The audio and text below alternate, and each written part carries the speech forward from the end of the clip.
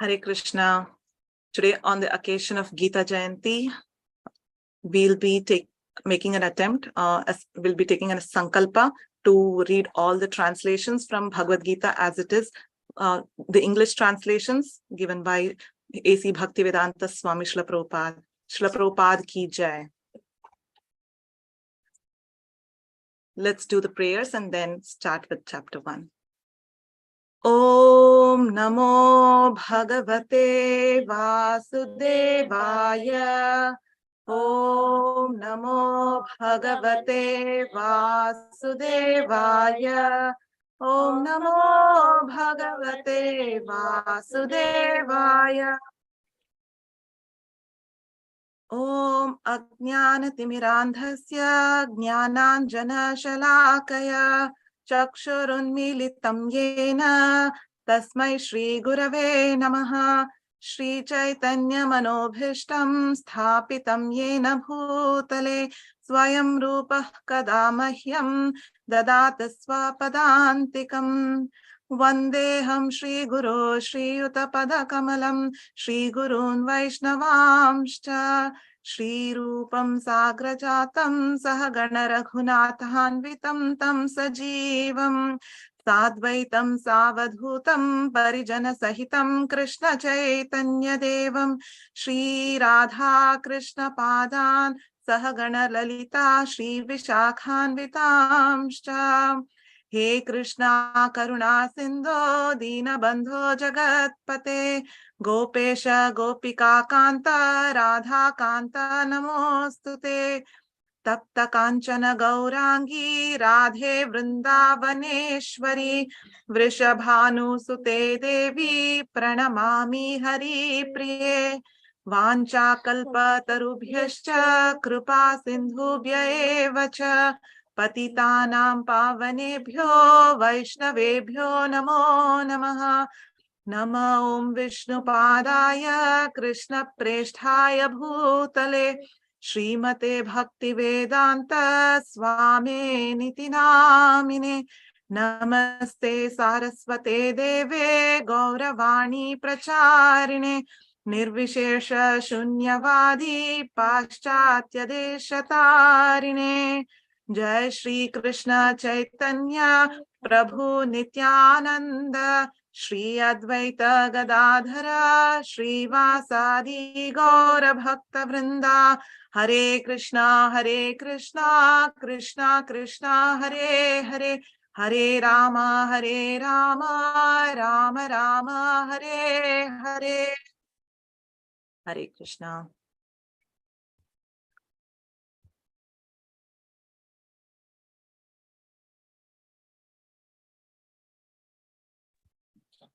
Chapter 1. Observing the armies on the battlefield of Kurukshetra. Text 1. Dhritarashtra said, O Sanjaya, after my sons and the sons of Pandu assembled in the place of pilgrimage at Kurukshetra, desiring to fight, what did they do? Sanjaya said, O king, after looking over the army arranged in military formation by the sons of Pandu, King Duryodhana went to his teacher and spoke the following words. O my teacher, behold the great army of the sons of Pandu, so expertly arranged by your intelligent disciple, the son of Drupada. Here in this army are many heroic bowmen, equal in fighting to Bhima and Arjuna, great fighters like Yudhana, Virata, and Drupada. There are also great heroic powerful fighters like Drishtaketu, Chekitana, Kashiraja, Purujit, Kunti Bhoja, and Shaibya. There are the mighty Yudhamanyu, the very powerful Uttamaja, the son of Subhadra, and the sons of Draupadi. All these warriors are great chariot fighters. But for your information, O best of the Brahmanas, let me tell you about the captains who are especially qualified to lead my military force. There are personalities like you, Bhishma, Karna, Kripa, Ashwathama, Vikarna, and the son of Somadatta called Purishrava, who are always victorious in battle. There are many other heroes who are prepared to lay down their lives for my sake. All of them are well equipped with different kinds of weapons, and all are experienced in military science. Our strength is immeasurable, and we are perfectly protected by grandfather Bhishma, whereas the strength of the Pandavas, carefully protected by Bhima, is limited. All of you must now give full support to grandfather Bhishma as you stand at your respectful points of entrance into the phalanx of the army. Then Bhishma, the great valiant grandsire of the Kuru dynasty, the grandfather of the fighters, blew his conch shell very loudly, making the sound like the roar of a lion, giving Duryodhana joy. After that, the conch shells, drums, bugles, trumpets, and horns were all suddenly sounded, and the combined sound was tumultuous. On the other side, both Lord Krishna and Arjuna, stationed on a great chariot drawn by white horses, sounded their transcendental conch shells. Lord Krishna blew his conch shell called Panchajanya, Arjuna blew his, the Devadatta, and Bhima, the ferocious eater and performer of Herculean tasks, blew his terrific conch shell called Poundra. King Yudhishthira, the son of Kunti, blew his conch shell, the Ananta Vijaya, and Nakula and Sahadeva blew the Sughosha and Manipushpaka. That great archer, the king of Kashi, the great fighter Shikhandi, Dhrishtadyumna, Virata, the unconquerable Satyaki, Drupada, the sons of Draupadi, and others, O king, such as the mighty armed son of Subhadra, all blew their respectful conches. The blowing of these different conch shells became uproarious. Vibrating both in the sky and on the earth, it shattered the hearts of the sons of Dhritarashtra. At that time, Arjuna, the son of Pandu, seated in the chariot bearing the flag marked with Hanuman, took up his bow and prepared to shoot his arrows. O king, after looking at the sons of Dhritarashtra drawn in military array, Arjuna then spoke to Lord Krishna these words. Arjuna said, O infallible one, please draw my chariot between the two armies so that I may see those present here who desire to fight, and with whom I must contend in this great trial of arms. Let me see those who have come here to fight, wishing to please the evil-minded son of Dhritarashtra. Sanjaya said, O descendant of Bharata, having thus been addressed by Arjuna, Lord Krishna drew up the fine chariot in the midst of the armies of both parties. In the presence of Bhishma, Drona, and all the other chieftains of the world, the Lord said, Just behold, Partha, all the Kurus assembled here. There, Arjuna could see within the midst of the armies of both parties his fathers, grandfathers, teachers, maternal uncles, brothers, sons, grandsons, friends, and also his fathers-in-law and well-wishers. When the son of Kunti, Arjuna, saw all these different grades of relatives and friends, he became overwhelmed with compassion and spoke thus. Arjuna said, My dear Krishna, seeing my friends and relatives present before me in such a fighting spirit, I feel the limbs of my body quivering and my mouth drying up. My whole body is trembling. My hair is standing on end. My bow Gandiva is slipping from my hand, and my skin is burning. I am now unable to stand here any longer. I am forgetting myself, and my mind is reeling. I see only causes of misfortune, O Krishna, killer of the Keshi demon. I do not see how any good can come from killing my own kinsmen in this battle, nor can I, my dear Krishna, desire any subsequent victory, kingdom, or happiness. O Govinda, of what avail are to us a kingdom, happiness, or even life itself when all those for whom we may desire them are now arrayed on this battlefield?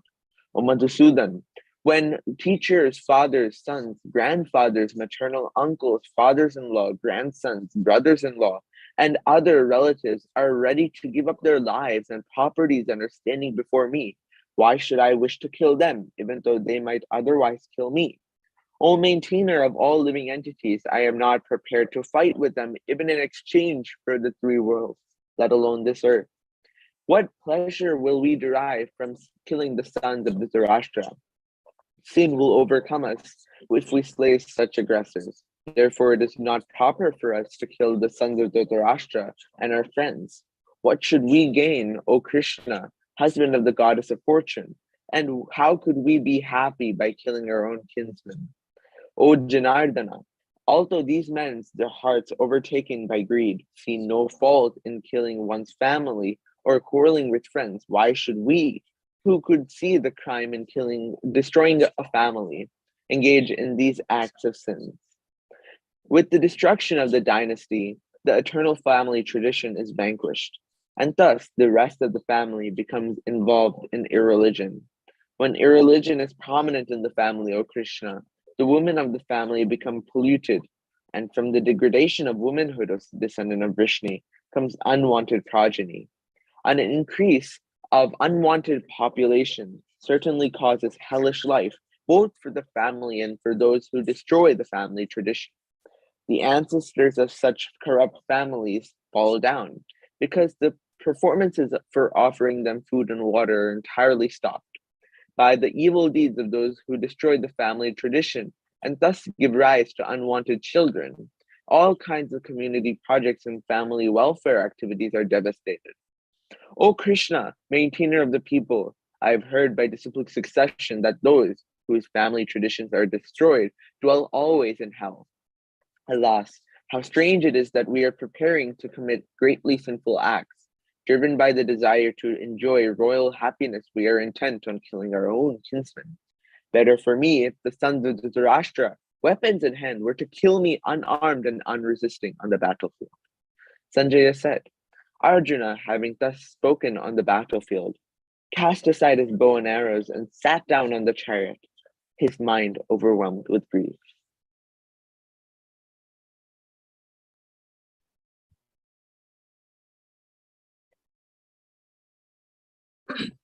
Chapter 2. Contents of the Gita summarized.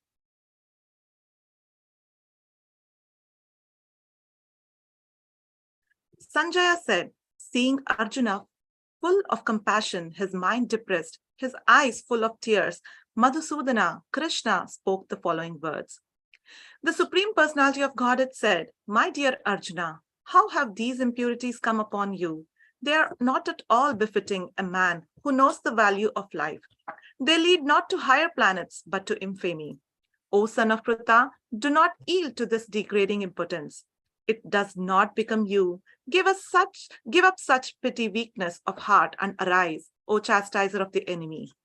Arjuna said, O killer of enemies, O killer of Madhu, how can I counterattack with arrows in battle men like Bhishma and Drona, who are worthy of my worship? It would be better to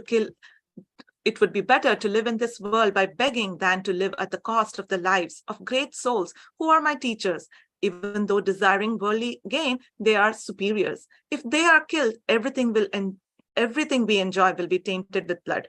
Nor do we know which is better, conquering them or being conquered by them. If we kill the sons of Dhritarashtra, we should not care to live. Yet they are now standing before us on the battlefield.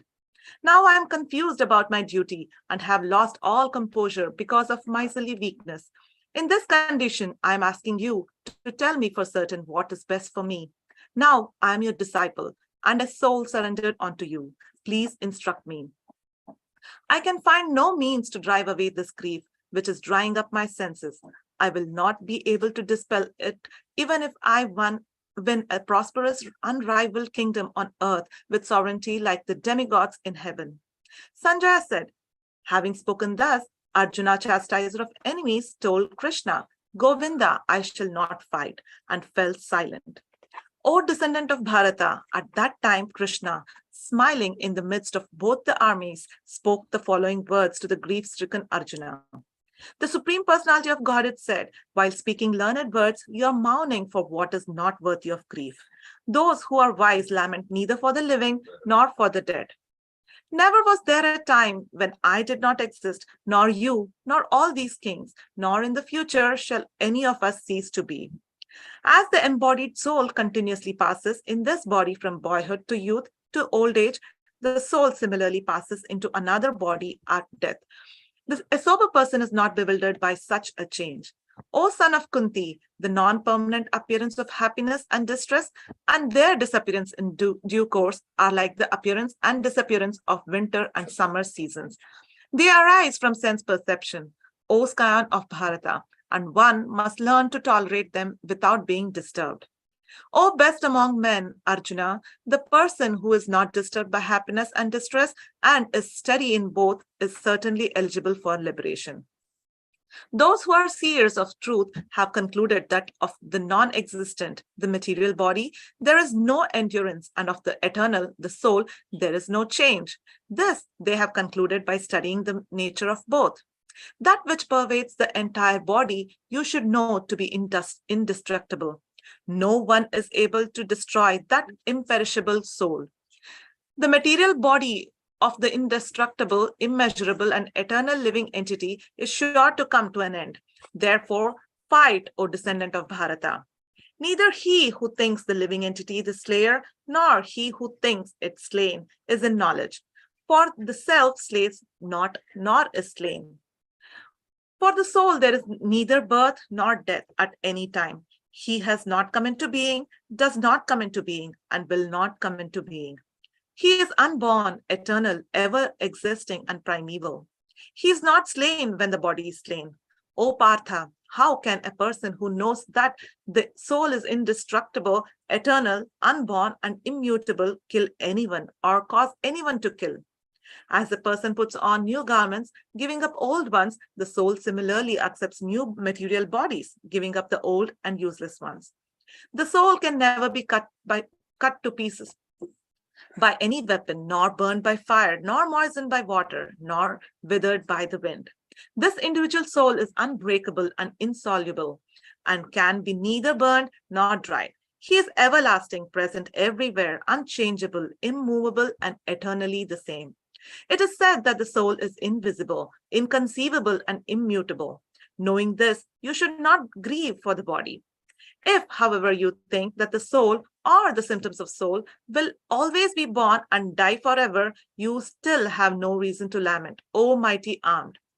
One who has taken his birth is sure to die, and after death, one is sure to take birth again. Therefore, in the unavoidable discharge of your duty, you should not lament.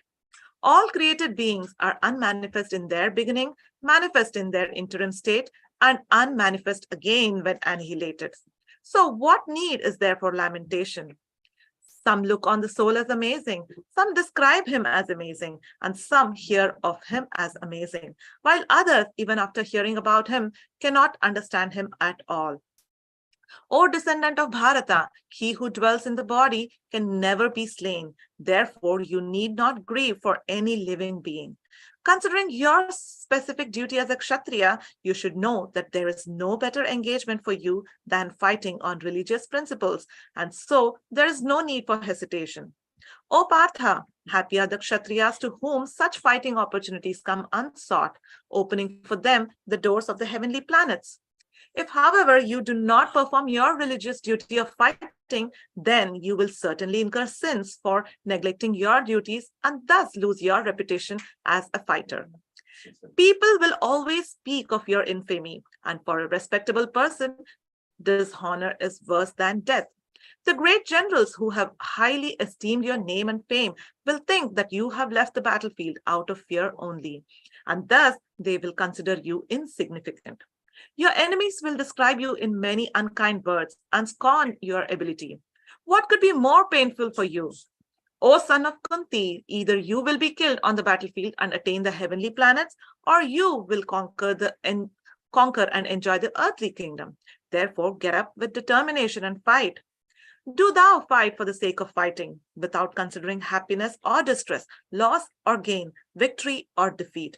And by so doing, you shall never incur sin. Thus far, I have described this knowledge to you through analytical study. Now listen as I explain it in terms of working without fruitive results. O son of Pruta, when you act in such knowledge, you are free. You can free yourself from the bondage of works. In this endeavor, there is no loss or diminution, and a little advancement on this path can protect one from the most dangerous type of fear. Those who are on this path are resolute in purpose, and their aim is one. O beloved child of the Kurus, the intelligence of those who are irresolute is many-branched. Men of small knowledge are very much attracted to the flowery words of the Vedas, which recommend various fruitive activities for elevation to heavenly planets, result in good birth, power, and so forth. Being desirous of sense gratification and opulent life, they say that there is nothing more than this. In the minds of those who are too attached to sense enjoyment and material opulence and who are bewildered by such things, the resolute determination for devotional service to the Supreme Lord does not take place. The Vedas deal mainly with the subject of the three modes of material nature. O Arjuna, become transcendental to these three modes. Be free from all dualities and from all anxieties for gain and safety, and be established in the self. All purposes served by a small well can at once be served by a great reservoir of water. Similarly, all the purposes of the Vedas can be served to one who knows the purpose behind them. You have a right to perform your prescribed duty, but you are not entitled to the fruits of action. Never consider yourself the cause of the results of your activities, and never be attached to not doing your duty. Perform your duty equipoised, O Arjuna, abandoning all attachments to success or failure. Such equanimity is called yoga. O Dhananjaya, keep all abominable activities far distant by devotional service, and in that consciousness surrender unto the Lord. Those who want to enjoy the fruits of their work are misers. A man engaged in devotional service rids himself of both good and bad reactions, even in this life. Therefore, strive for yoga, which is the art of all work. By thus engaging in devotional service to the Lord, great sages or devotees free themselves from the results of work in the material world. In this way, they become free from the cycle of birth and death and attain the state beyond all miseries by going back to Godhead. When your intelligence has passed out of the dense forest of delusion, you shall become indifferent to all that has been heard and all that is to be heard. When your mind is no longer disturbed by the flowery language of the Vedas, and when it remains fixed in the trance of self-realization, then you will have attained the divine consciousness. Arjuna said, O Krishna, what are the symptoms of one whose consciousness is thus merged in transcendence? How does he speak? And what is his language? How does he sit? And how does he walk? The Supreme Personality of Godhead said, O Partha, when a man gives up all varieties of desire for sense gratification, which arise from mental concoction, and when his mind, thus purified, finds satisfaction in the self alone, then he is said to be in pure transcendental consciousness. One who is not disturbed in mind, even amidst the threefold miseries, or elated when there is happiness, and who is free from attachment, fear, and anger, is called a sage of steady mind. In the material world, one who is unaffected by whatever good or evil he may obtain, neither praising it nor despising it, is firmly fixed in perfect knowledge.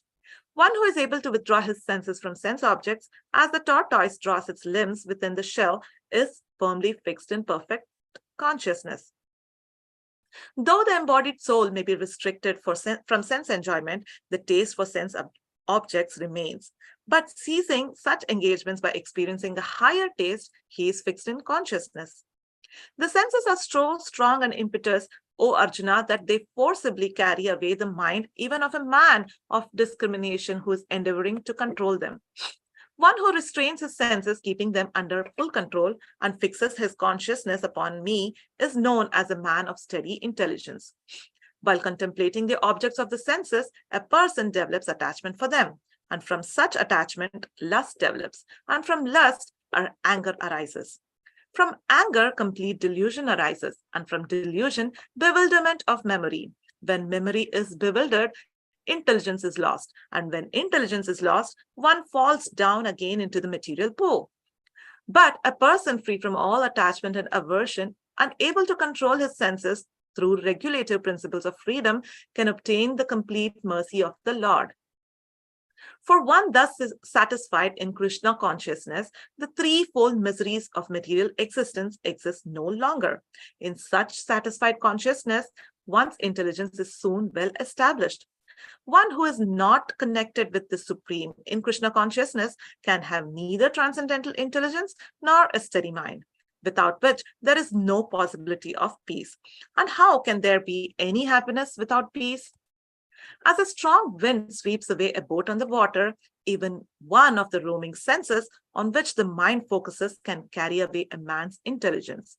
Therefore, O mighty armed, one whose senses are restrained from their objects is certainly of steady intelligence. What is night for all beings is the time of awakening for the self-controlled, and the time of awakening for all beings is night for the introspective sage. A person who is not disturbed by the incessant flow of desires that enter like rivers into the ocean, which is ever being filled but is always still, can alone achieve peace, and not the man who strives to satisfy such desires. A person who has given up all desires for sense gratification, who lives free from desires, who has given up all sense of proprietorship and is devoid of false ego, he alone can attain real peace. That is the way of spiritual and godly life, after attaining which a man is not bewildered. If one is thus situated, even at the hour of death, one can enter into the kingdom of God. Hare Krishna. Chapter 3, Karma Yoga. Text 1. Arjuna said, O Janardana, O Keshava, why do you want to engage me in this ghastly welfare if you think that intelligence is better than fruitive work? My intelligence is bewildered by your equivocal instructions. Therefore, please tell me decisively which will be most beneficial for me. The Supreme Personality of Godhead said, O sinless Arjuna, I have already explained that there are two classes of men who try to realize the self. Some are inclined to understand it by empirical, philosophical speculation, and others by devotional service. Not by merely abstaining from work can one achieve freedom from reaction, nor by renunciation alone can one attain perfection. Everyone is forced to act helplessly according to the qualities he has acquired from the modes of material nature. Therefore, no one can refrain from doing something, not even for a moment. One who restrains the senses of action, but whose mind dwells on sense objects, certainly deludes himself and is called a pretender.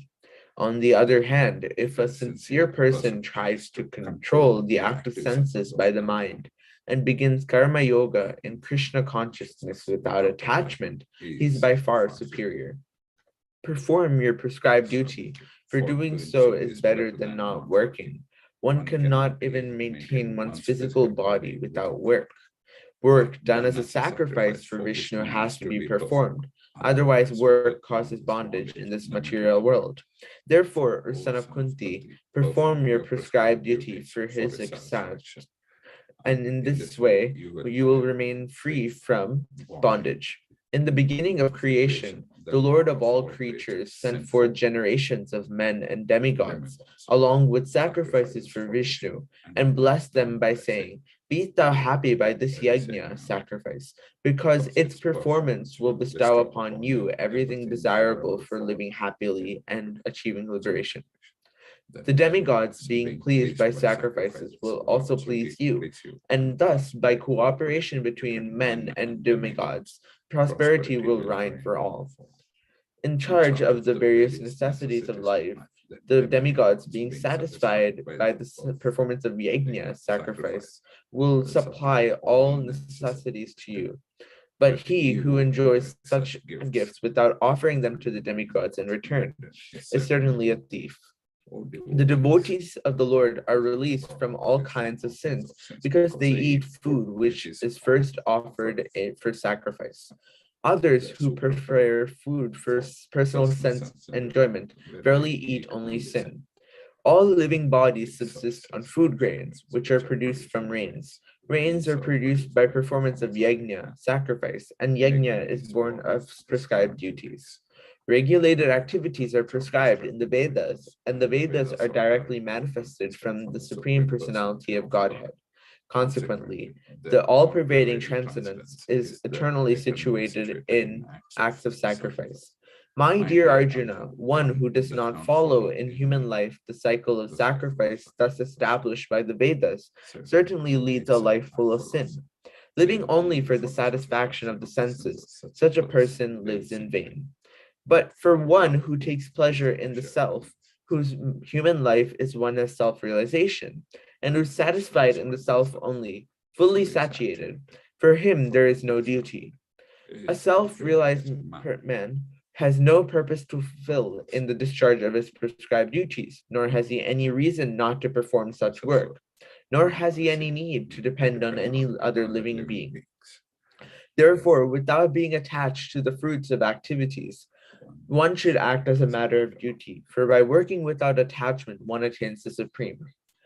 Kings such as Janaka attain perfection solely by performance of prescribed duties.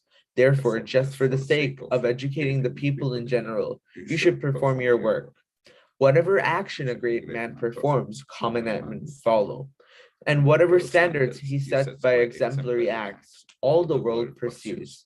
O son of Pritha, there is no work prescribed for me within all the three planetary systems, nor am I in want of anything, nor have I a need to obtain anything, and yet I am engaged in prescribed duties.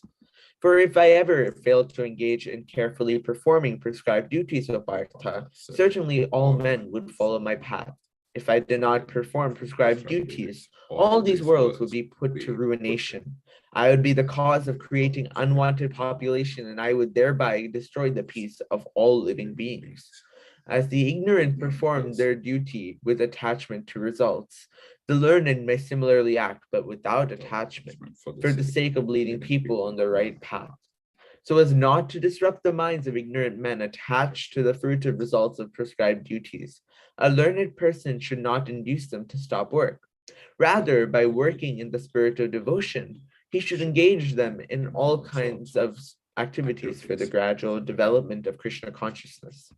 The spirit soul, bewildered by the influence of false ego, thinks himself the doer of activities that are in actuality carried out by the three modes of material nature. One who is in knowledge of the absolute truth, O mighty armed, does not engage himself in the senses and sense gratification, knowing well the differences between work in devotion and work for fruitive results. Bewildered by the modes of material nature, the ignorant fully engage themselves in material activities and become attached. But the wise should not unsettle them, although these duties are inferior due to the performer's lack of knowledge. Therefore, O Arjuna, surrendering all your works unto me with full knowledge of me, without desires for profit, with no claims to proprietorship, and free from lethargy, fight. Those persons who execute their duties according to my injunctions and who follow this teaching faithfully without envy become free from the bondage of fruitive actions. But those who, out of envy, disregard these teachings and do not follow them regularly are to be considered bereft of all knowledge, befooled, and ruined in their endeavors for perfection. Even a man of knowledge acts according to his own nature, for everyone follows the nature he has acquired from the three modes. What can repression accomplish? There are principles to regulate attachment and aversion pertaining to the senses and their objects. One should not come under the control of such attachment and aversion, because they are stumbling blocks on the path of self-realization. It is far better to discharge one's prescribed duties, even though faultily, than another's duties perfectly. Destruction in the course of performing one's own duty is better than engaging in another's duties, for to follow another's path is dangerous. Arjuna said, O descendant of Vrishni, by what is one impelled to sinful acts, even unwillingly as if engaged by force? The Supreme Personality of Godhead said, it is lust only, Arjuna, which is born of contact with the material mode of passion and later transformed into wrath, and which is the all-devouring sinful enemy of this world. As fire is covered by smoke, as a mirror is covered by dust, or as the embryo is covered by the womb, this living entity is similarly covered by different degrees of this lust. Thus, the wise living entity's pure consciousness becomes covered by his eternal enemy in the form of lust, which is never satisfied and which burns like fire. The senses, the mind, and the intelligence are the sitting places of this lust. Through them, lust covers the real knowledge of the living entity and bewilders him. Therefore, O Arjuna, best of the Bharatas, in the very beginning, curb this great symbol of lust, sin, by regulating the senses and slay this destroyer of knowledge and self-realization. The working senses are superior to dull matter. Mind is higher than the senses. Intelligence is still higher than the mind, and he, the soul, is even higher than the intelligence. Thus, knowing oneself to be transcendental to the material senses, mind, and intelligence, O mighty armed Arjuna, one should steady the mind by deliberate spiritual intelligence, Krishna consciousness, and thus, by spiritual strength, conquer this insatiable enemy known as lust.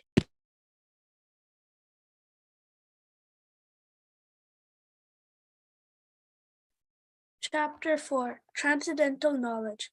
The personality of Godhead, Lord Sri Krishna said, I instructed this imperishable science of yoga to the sun god, Vivaswan, and Vivaswan instructed it to Manu, the father of mankind, and Manu in turn instructed to Ishwaku.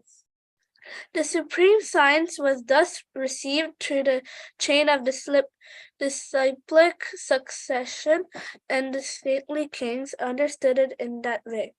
But in course of time, the succession was broken, and therefore the science, as it is, appears to be lost. That very ancient science of relationship with the Supreme is today told by me to you, because you are my devotee as well as my friend, and therefore can understand the transcendental mystery of this science. Arjuna said, the sun god Vivaswan is senior by birth to you. How am I to understand that in the beginning you instructed the science to him? The Supreme Personality of God has said, many, many births both you and I have passed. I can remember all of them, but you cannot. O subduer of the enemy. Although I am unborn and my transcendental body never deteriorates, and although I am the living Lord of all living entities, I still appear in every millennium in my original transcendental form. Whenever and wherever there's a decline in religious practice, O descendant of Bharata, and a predominant rise of irreligion, at that time I descend myself. To deliver the pious and to annihilate the miscreants, as well as to re-establish the principles of religion. I myself appear millennium after millennium. One who knows the transcendental nature of my appearance and activity does not, upon leaving the body, takes his birth again in this material world, but attains my eternal abode. O Arjuna, being freed from my attachment, fear, and anger, and being fully absorbed in me, and taking refuge in me, many, many persons in the past became purified by the knowledge of me, and thus they all attained transcendental love for me. As all surrender unto me, I reward them accordingly. Everyone follows my path in all respects, O son of Pritha. Men in this world desire success in fruitive activities, and therefore they worship the demigods. Quickly, of course, men get results from fruitive works in this world. According to the three modes of material nature and the work associated with them, the four divisions of human society are created by me. And although I am the creator of this system, you should know that I am yet the non-doer, being unchangeable. There is no work that affects me, nor do I aspire for the fruits of action. One who understands this truth about me also does not become entangled in the fruitive reactions of work. All liberated souls in ancient times acted with this understanding of my transcendental knowledge. Therefore, you should perform your duty, following in their footsteps. Even the intelligent are bewildered in determining what is action and what is inaction. Now I shall explain to you what action is, knowing which you shall be liberated from all misfortune. The intricacies of action are very hard to understand. Therefore, one should know properly what action is, what forbidden action is, and what inaction is. One who sees inaction and action and inaction is intelligent among the men, and he is in the transcendental position, although engaged in all sorts of activities. One is understood to be in full knowledge, whose every endeavor is devoid of desire for sense gratification. He is said by sages to be a worker for whom the reactions of work have been burned up by the fire of perfect knowledge. Abandoning all attachment to the results of his activities, ever satisfied and independent, he performs no fruitive action, although engaged in all kinds of undertaking.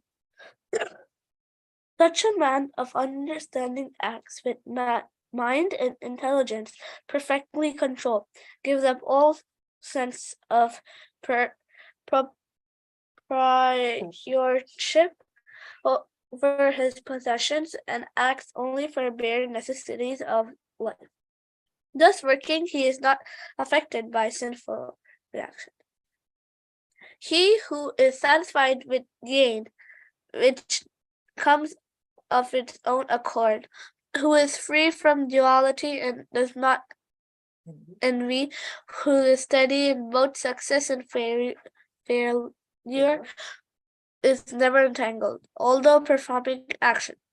The work of a man who is unattached to the modes of material nature, and who is fully situated in transcendental knowledge, merges entirely into transcendence.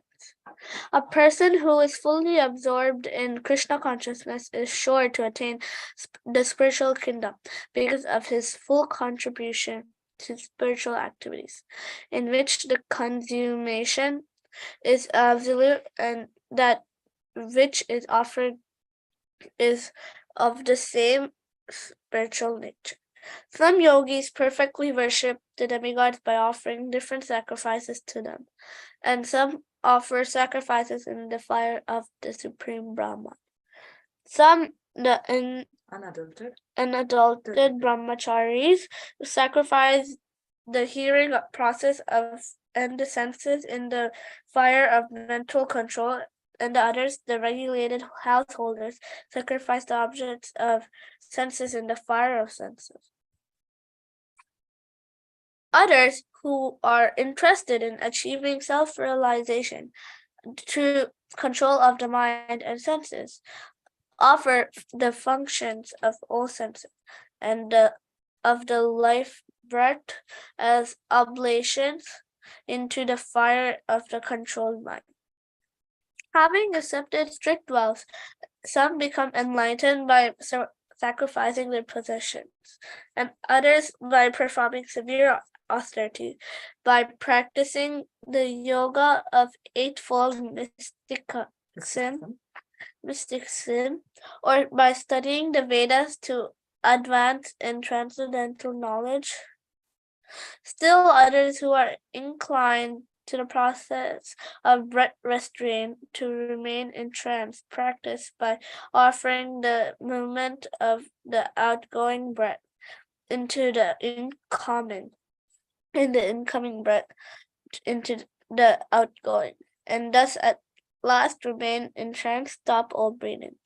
Others, curtailing the eating process, offer the outgoing breath into itself as a sacrifice. All these performers who know the meaning of sacrifice become cleansed of all sinful reactions, and having tasted the nectar of results of sacrifices, they advance towards the supreme eternal atmosphere. O best of the Kuru dynasty, without sacrifice, one can never live happily on this planet or in this life. What then of the next? All these different types of sacrifice are approved by the Vedas, and all of them are born of different types of work. Knowing them as such, you will become liberated. O chastier of the enemy, the sacrifice performed in knowledge is better than the mere sacrifice of material possession. After all, O son of Pritha, all the sacrifices of work culminate in transcendental knowledge. Just try to learn the truth by approaching a spiritual master. Inquire from him submissively, and render service unto him. The self-realized souls can impart knowledge unto you because they have seen the truth. Having obtained real knowledge from self-realized soul, you will never fall into such illusion, for by this knowledge you will see that all living beings are but part of the Supreme, or in other words, that they are mine. Even if you are considered to be the most sinful of all sinners, when you are situated in the boat of transcendental knowledge, you'll be able to cross over the ocean of misery. As a blazing fire turns firewood to ashes, O Arjuna, so does the fire of knowledge burn to ashes all reactions to material activities. In this world, there is nothing so sublime and pure as transcendental knowledge. Such as knowledge is the mature fruit of all mysticism, and one who has become accomplished in the practice of devotional service enjoys this knowledge within himself in due course of time. A faithful man who is dedicated to transcendental knowledge and who subdues his senses is eligible to achieve such knowledge, and having achieved it, he quickly attains the supreme spiritual peace. But ignorant and faithless persons who doubt the relieved scriptures do not attain God consciousness. They fall down. For the doubting soul, there's happiness neither in this world nor the next. One who acts in devotional service, renouncing the fruits of his actions, and whose doubts have been destroyed by transcendental knowledge, is situated facility in the self. Thus he is not bound by reactions of O conqueror of riches. Therefore, the doubts which have arisen in your heart out of ignorance shall be slashed by the weapon of knowledge. Armed with yoga, O Partha, stand and fight. Chapter 5, Karma Yoga, Action in Krishna Consciousness. Arjuna said, "O Krishna, first of all, you ask me to renounce work, and then again, you recommend work with devotion. Now, you will kindly tell me definitely which of the two is more beneficial." The personality of Godhead replied, "The renunciation of work and work in devotion are both good for liberation, but that of the two, work in devotional service is better than renunciation of work. One who neither hates nor desires the fruits of his activities is known to be always renounced. Such a person, free from all dualities, easily overcomes material bondage and is completely liberated. O mighty armed Arjuna, only the ignorant speak of devotional service, Karma Yoga, as being different from the analytical study of the material world, Sankhya.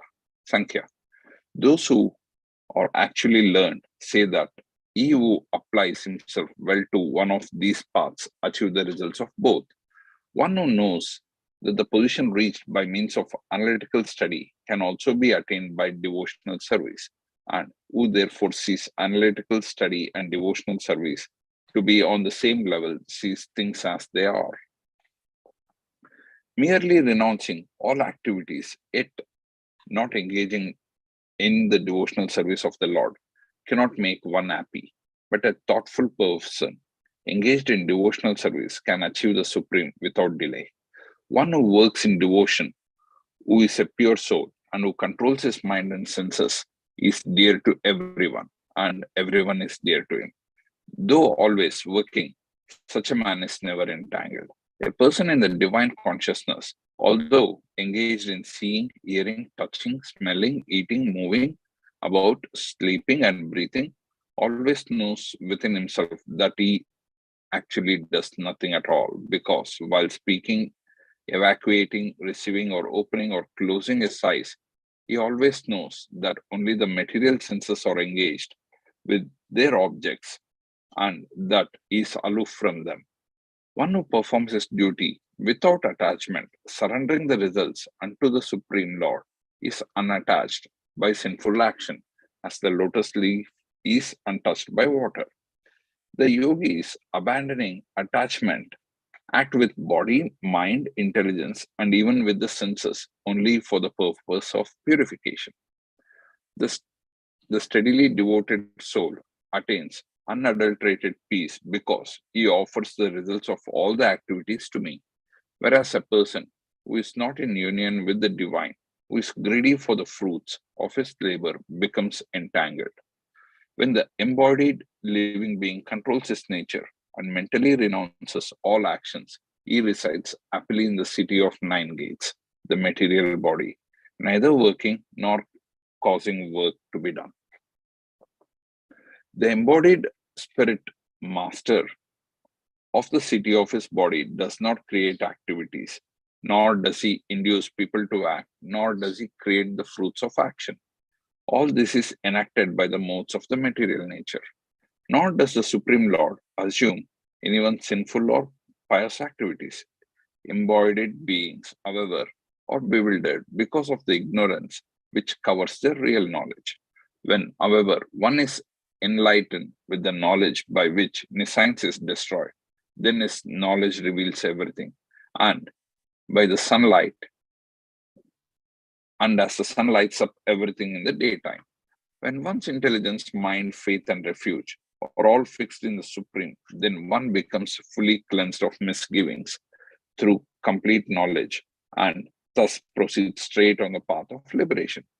The humble sages, by the virtue of true knowledge, see with equal vision a learned and gentle Brahmana, a cow, an elephant, a dog, and a dog eater outcast. Those whose mind are established in sameness and equanimity have already conquered the conditions of birth and death. They are flawless like Brahman, and thus they are already situated in Brahman. A person who neither rejoices upon achieving something pleasant nor laments upon obtaining something unpleasant, who is self-intelligent, who is unbewildered, and who knows the science of God is already situated in transcendence. Such a liberated person is not attracted to the material sense pleasures, but is always in trance, enjoying the pleasure within. In this way, the self-realized person enjoys unlimited happiness, for he concentrates on the Supreme. An intelligent person does not take part in the sources of misery, which are due to contact with the material senses. O son of Kunti, such pleasures have a beginning and an end, and so the wise man does not delight in them. Before giving up this present body, if one is able to tolerate the urges of the material senses and check the force and of desire and anger, he is well situated and is happy in this world. One whose happiness is within, who is active and rejoices within, and whose aim is inward, is actually the perfect mystic. He is liberated in the Supreme, and ultimately he attains the Supreme. Those who are beyond the dualities that arise from doubts, whose minds are engaged within, who are always busy working for the welfare of all living beings, and who are free from all sins, achieve liberation in the Supreme. Those who are free from anger and all material desires, who are self-realized, self-disciplined, and continuously endeavoring for perfection, are assured of liberation in the Supreme in the very near future. Shutting out all external sense objects, keeping the eyes and vision concentrated between the two eyebrows, suspending the inward and outward breaths within the nostrils, and thus controlling the mind, senses, and intelligence. The transcendentalist, aiming at liberation, becomes free from desire, fear, and anger. One who is always in this state is certainly liberated. A person in full consciousness of me, knowing me to be the ultimate beneficiary of all sacrifices and austerities, the supreme lord of all planets and demigods, and the benefactor and the well-wisher of all living entities, attains peace from the pangs of material miseries.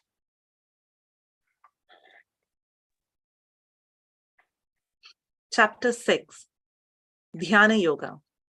The Supreme Personality of Godhead said, one who is unattached to the fruits of his work and who works as he is obligated is in the renounced order of life, and he is the true mystic, not he who lights no fire and performs no duty. What is called renunciation, you should know to be the same as yoga, or linking oneself with the Supreme, O son of Pandu. For one can never become a yogi unless he renounces the desire for sense gratification. For one who is a neophyte in the eightfold yoga system, work is said to be the means, and for one who is already elevated in yoga, cessation of all material activities is said to be the means. A person is said to be elevated in yoga when, having renounced all material desires, he neither acts for sense gratification nor engages in fruitive activities. One must deliver himself with the help of his mind and not degrade himself. The mind is the friend of the conditioned soul and his enemy as well. For him who has conquered the mind is the best of friends, but for one who has failed to do so, his mind will remain the greatest enemy. For one who has conquered the mind, the super soul is already reached, for he has attained tranquility. To such a man, happiness and distress, heat and cold, honor and dishonor are all the same. A person is said to be established in self-realization and is called a yogi or mystic when he is fully satisfied by virtue of acquired knowledge and realization. Such a person is situated in transcendence and is self-controlled. He sees everything, whether it be pebbles, stones, or gold, as the same. A person is considered still further advanced when he regards honest well-wishers, affectionate benefactors, the neutral mediators, the envious, friends and enemies, the pious and the sinners, all with an equal mind. A transcendentalist should always engage his body, mind, and self in relationship with the Supreme. He should live alone in a secluded place and should always carefully control his mind. He should be free from desires and feelings of possessiveness. To practice yoga, one should go to a secluded place and should lay kusha grass on the ground and then cover it with a deer skin and a soft cloth. The seat should be neither too high nor too low and should be situated in a sacred place. The yogi should then sit on it very firmly and practice yoga to purify the heart by controlling his mind, senses, and activities and fixing the mind on one point. One should hold one's body, neck, and head erect in a straight line and stare steadily at the tip of the nose. Thus, with an unagitated, subdued mind, devoid of fear, completely free from sex life, one should meditate upon me within the heart and make me the ultimate goal of life. Thus, practicing constant control of the mind, body, and activities, the mystic transcendentalist, his mind regulated, attains to the kingdom of God or the abode of Krishna by cessation of material existence. There is no possibility of one's becoming a yogi. O Arjuna, if one eats too much or eats too little, sleeps too much or does not sleep enough. He who is regulated in his habits of eating, sleeping, recreation, and work can mitigate all material pains by practicing the yoga system. When the yogi, by practice of yoga, disciplines his mental activities and becomes situated in transcendence, devoid of all material desires, he is said to be well established in yoga. As a lamp in a windless place does not waver, so the transcendentalist whose mind is controlled remains always steady in his meditation on the transcendent self. In the stage of perfection called trance or samadhi, one's mind is completely restrained from material mental activities by practice of yoga. This perfection is characterized by one's ability to see the self by the pure mind and to relish and rejoice in the self. In that joyous state, one is situated in boundless transcendental happiness, realized through transcendental senses. Established thus, one never departs from the truth. And upon gaining this, he thinks there is no greater gain.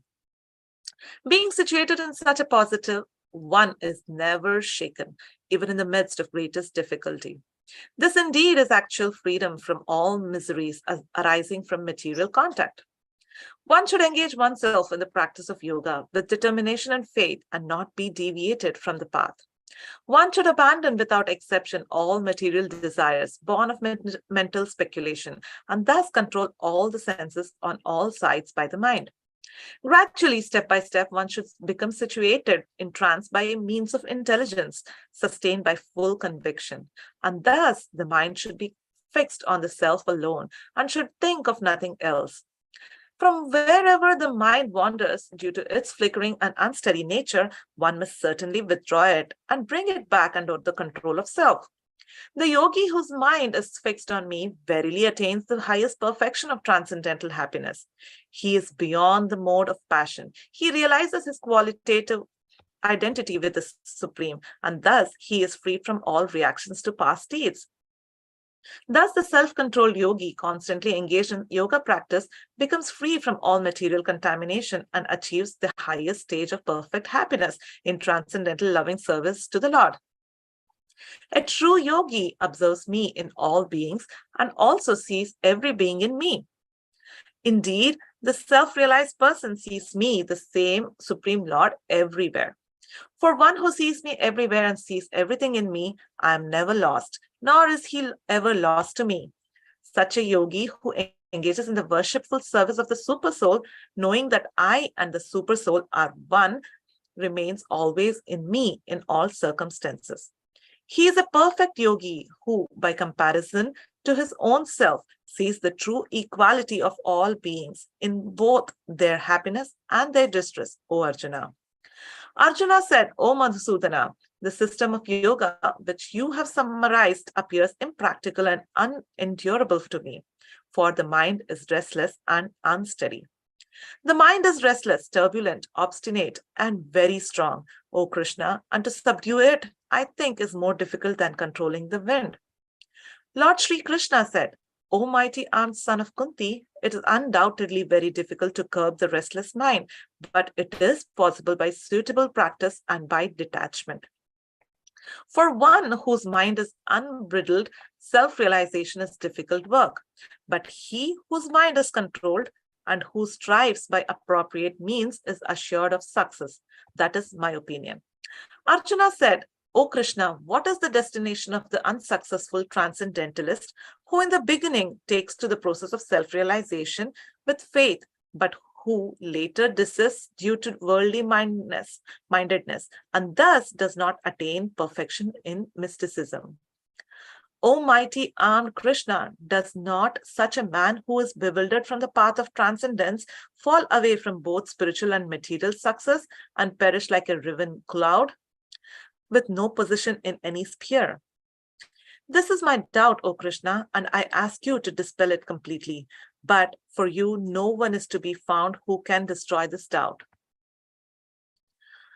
The Supreme Personality of Godhead said, Son of Prutha, a transcendentalist engaged in auspicious activities does not meet with destruction either in this world or in the spiritual world. One who does good, my friend, is never overcome by evil. The unsuccessful yogi, after many years of enjoyment on the planets of the pious living entities, is born into a family of righteous people or into a family of rich aristocracy. Or, if unsuccessful after long practice of yoga, he takes his birth in a family of transcendentalists who are surely great in wisdom. Certainly, such a birth is rare in this world. On taking such a birth, he revives the divine consciousness of his previous life, and he again tries to make further progress in order to achieve complete success, O son of Kuru. By virtue of the divine consciousness of his previous life, he automatically becomes attracted to the yogic principles, even without seeking them. Such an inquisitive transcendentalist stands always above the ritualistic principles of the scriptures.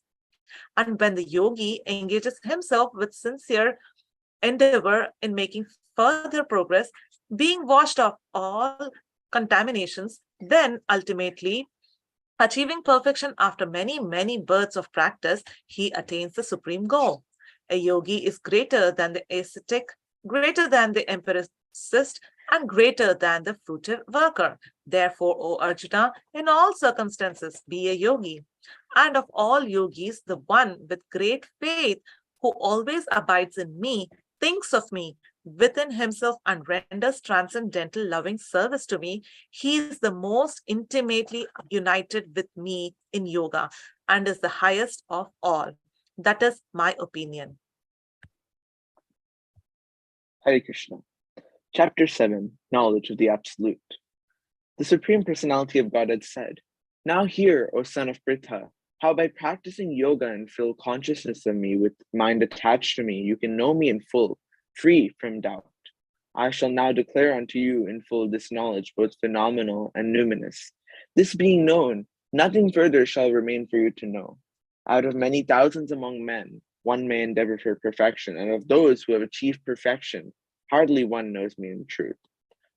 Earth, water, fire, air, ether, mind, intelligence, and false ego. Altogether, these 8 constitute my separated material energies. Besides these, O mighty armed Arjuna, there is another superior energy of mine, which comprises the living entities who are exploiting the resources of this material inferior nature. All created beings have their source in these 2 natures. Of all that is material and all that is spiritual in this world, know for certain that I am both the origin and the solution. O conqueror of wealth, there is no truth superior to me. Everything rests upon me as pearls are strung on a thread. O son of Kunti, I am the taste of water, the light of the sun and moon, the syllable Om in the Vedic mantras. I am the sound of ether and ability in man. I am the original fragrance of the earth, and I am the heat and fire. I am the life of all that lives, and I am the penances of all ascetics. O son of Pritha, know that I am the original seed of all existences, the intelligence of the intelligent, and the prowess of all powerful men. I am the strength of the strong, devoid of passion and desire. I am sex life, which is not contrary to religious principle. O Lord of the Bharatas, Arjuna, know that all states of being, be they of goodness, passion, or ignorance, are manifested by my energy. I am, in one sense, everything, but I am independent. I am not under the modes of material nature, for they, on the contrary, are within me. Deluded by the 3 modes, goodness, passion, and ignorance, the whole world does not know me, who am above the material modes and inexhaustible. This divine energy of mine, consisting of the 3 modes of material nature, is difficult to overcome, but those who have surrendered unto me can easily cross beyond it. Those miscreants who are grossly foolish, who are lowest among mankind, whose knowledge is stolen by illusion, and who partake of the atheistic nature of demons, do not surrender unto me. O best among the Bharatas, 4 kinds of pious men begin to render devotional service unto me: the distressed, the desire of wealth, the inquisitive, and he who is searching for the absolute knowledge of the absolute. Of these, the one who is in full knowledge and is always engaged in pure devotional service is best, for I am very dear to him and he is very dear to me. All these devotees are undoubtedly magnanimous souls, but he who is situated in knowledge of me I consider to be just like my own self. Being engaged in my transcendental service, he is sure to attain me, the highest and most perfect goal. After many births and deaths, he who is actually in knowledge surrenders unto me, knowing me to be the cause of all causes and all that is. Such a great soul is very rare. Those whose intelligence has been stolen by material desires surrender unto demigods and follow the particular rules and regulations of worship according to their own natures. I am in everyone's heart as a super soul. As soon as one desires to worship some demigod, I make his faith steady so that he can devote himself to that particular deity. Endowed with such a faith, he endeavors to worship a particular demigod and obtains his desires. But in actuality, these benefits are bestowed by me alone. Men of small intelligence worship the demigods, and their fruits are limited and temporary. Those who worship the demigods go to the planets of the demigods, but My devotees ultimately reach my supreme planet. Unintelligent men who do not know me perfectly think that I, the Supreme Personality of Godhead, Krishna, was impersonal before and have now assumed this personality. Due to their small knowledge, they do not know my higher nature, which is imperishable and supreme. I am never manifested as foolish and unintelligent. For them, I am covered by my internal potency, and therefore they do not know that I am unborn and infallible. O Arjuna, as the Supreme Personality of Godhead, I know everything that has happened in the past, all that is happening in the present, and all things that are yet to come. I also know all living entities, but me no one knows. O Skana Bharata, O conqueror of the foe, all living entities are born into delusion, bewildered by dualities arising from desire and hate. Persons who have acted piously in previous lives and in this life, and whose sinful actions are completely eradicated or freed from the dualities of delusion, and they engage themselves in my service with determination. Intelligent persons who are endeavoring for liberation from old age and death take refuge in me in devotional service. They are actually Brahman because they entirely know everything about transcendental activities. Those in full consciousness of me who know me, the Supreme Lord, to be the governing principle of the material manifestation of the demigods and of all methods of sacrifice, can understand and know me, the Supreme Personality of Godhead, even at the time of death.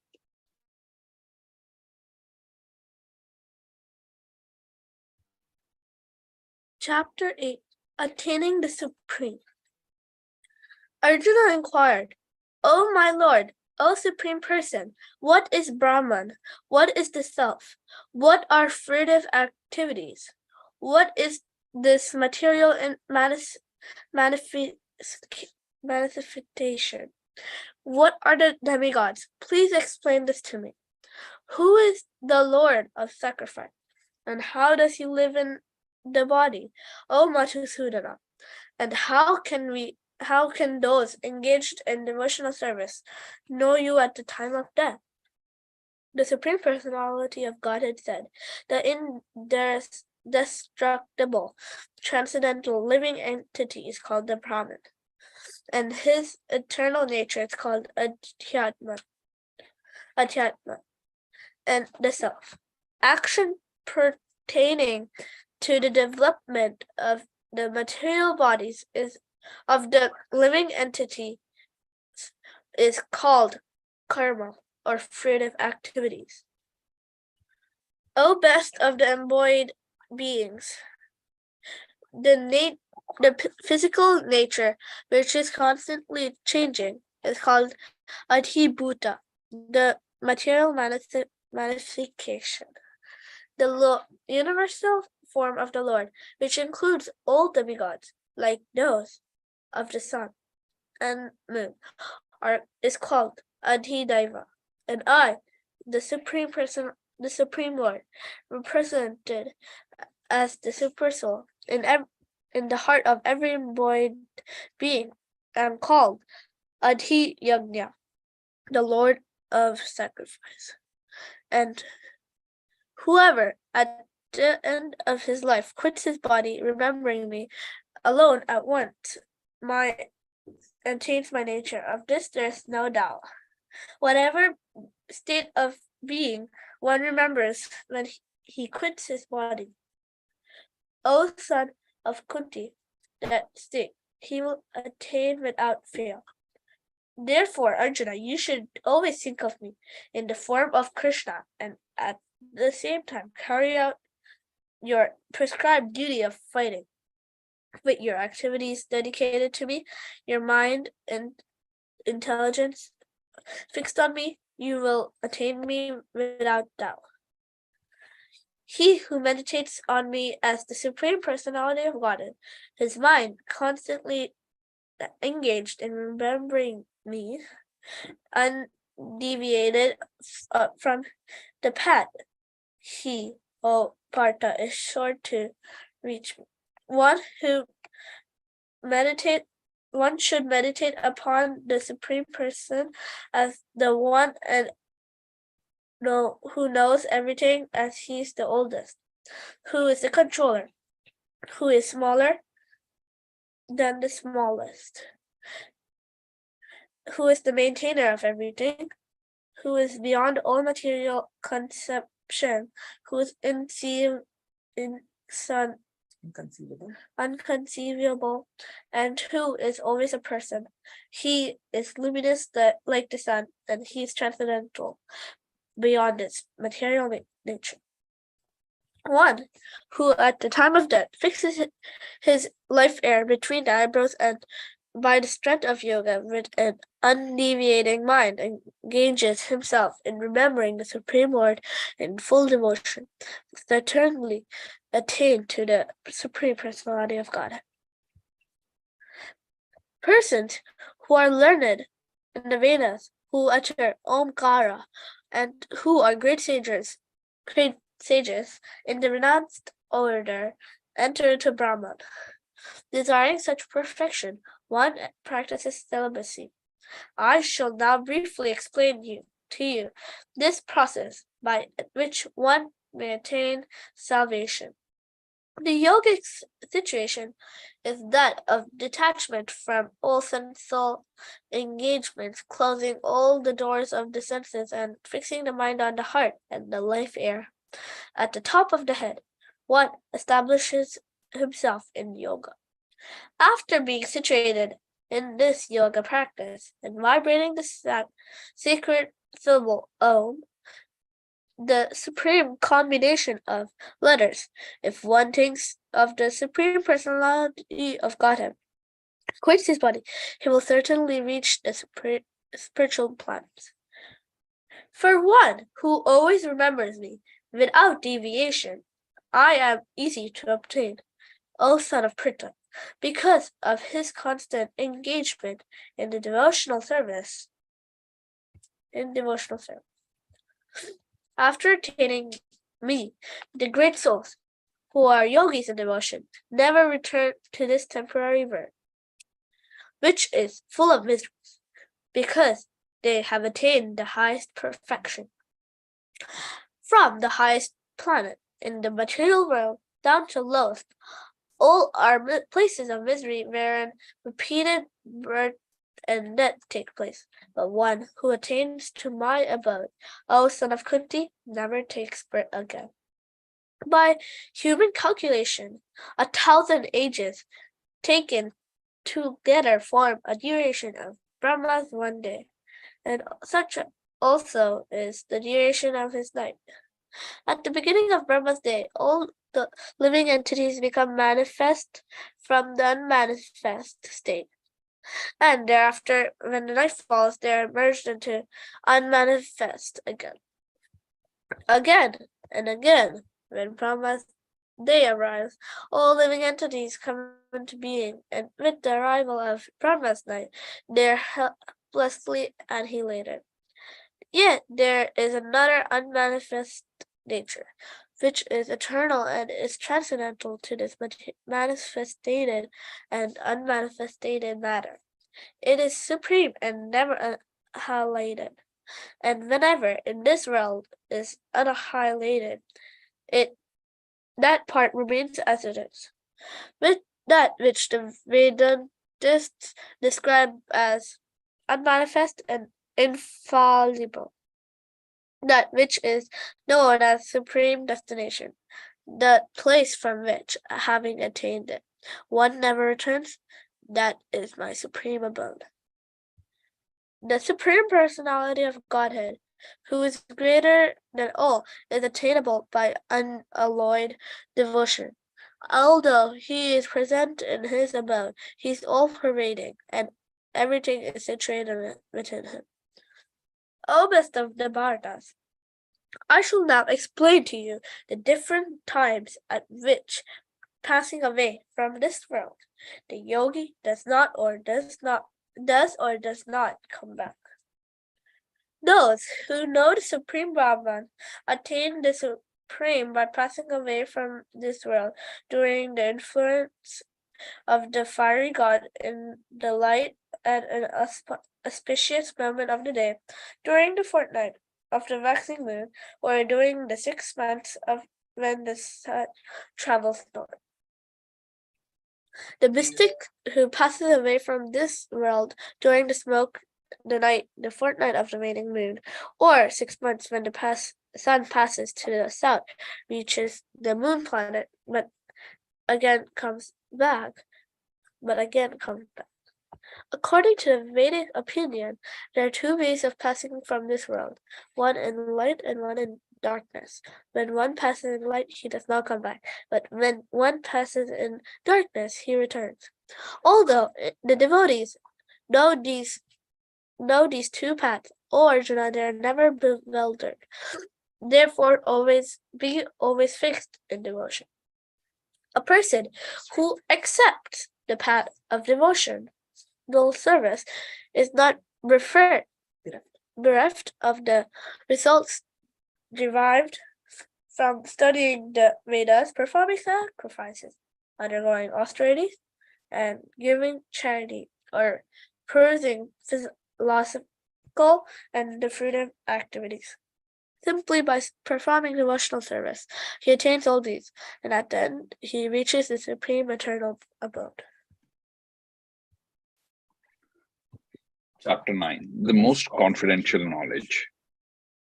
The Supreme Personality of Godhead said, "My dear Arjuna, because you are never envious of me, I shall impart to you this most confidential knowledge and realization, knowing which you shall be relieved of the mysteries of material existence. This knowledge is the king of education, the most secret of all secrets. It is the purest knowledge, and because it gives direct perception of the self by realization. It is the perfection of the religion. It is everlasting, and it is joyfully performed. Those who are not faithful in this devotional service cannot attain me, O conqueror of enemies. Therefore, they return to the path of birth and death in this material world. By me, in my unmanifested form, this entire universe is pervaded. All beings are in me, but I am not in them. And yet, everything that is created does not rest in me. Behold my mystic opulence. Although I am the maintainer of all living entities, and although I am everywhere, I am not a part of the cosmic manifestation. For myself is the very source of creation. Understand that as the mighty wind blowing everywhere rests always in the sky, all created beings rest in me. O son of Kunti, at the end of the millennium, all material manifestations enter into my nature, and at the beginning of another millennium, by my potency, I create them again. The whole cosmic order is under me. Under my will, it is automatically manifested again, and under my will, it is annihilated at the end. O Dhananjaya, all this work cannot bind me. I am never detached from all these material activities and seated as though neutral. This material nature, which is one of my energies, is working under my direction. O son of Kunti, producing all moving and non-moving beings. Under its rule, this manifestation is created and annihilated again and again. Fools deride me when I descend in the human form. They do not know my transcendental nature as the supreme Lord of all that be. Those who are thus bewildered or attracted by demoniac and atheistic views, in that deluded condition, their hopes for liberation, their fruitive activities, and their culture of knowledge are all defeated. O son of Pruta, those who are not deluded, the great souls, are under the protection of the divine nature.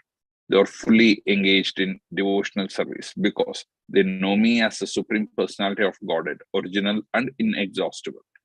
Always chanting my glories, endeavoring with great determination, bowing down before me, these great souls perpetually worship me with devotion.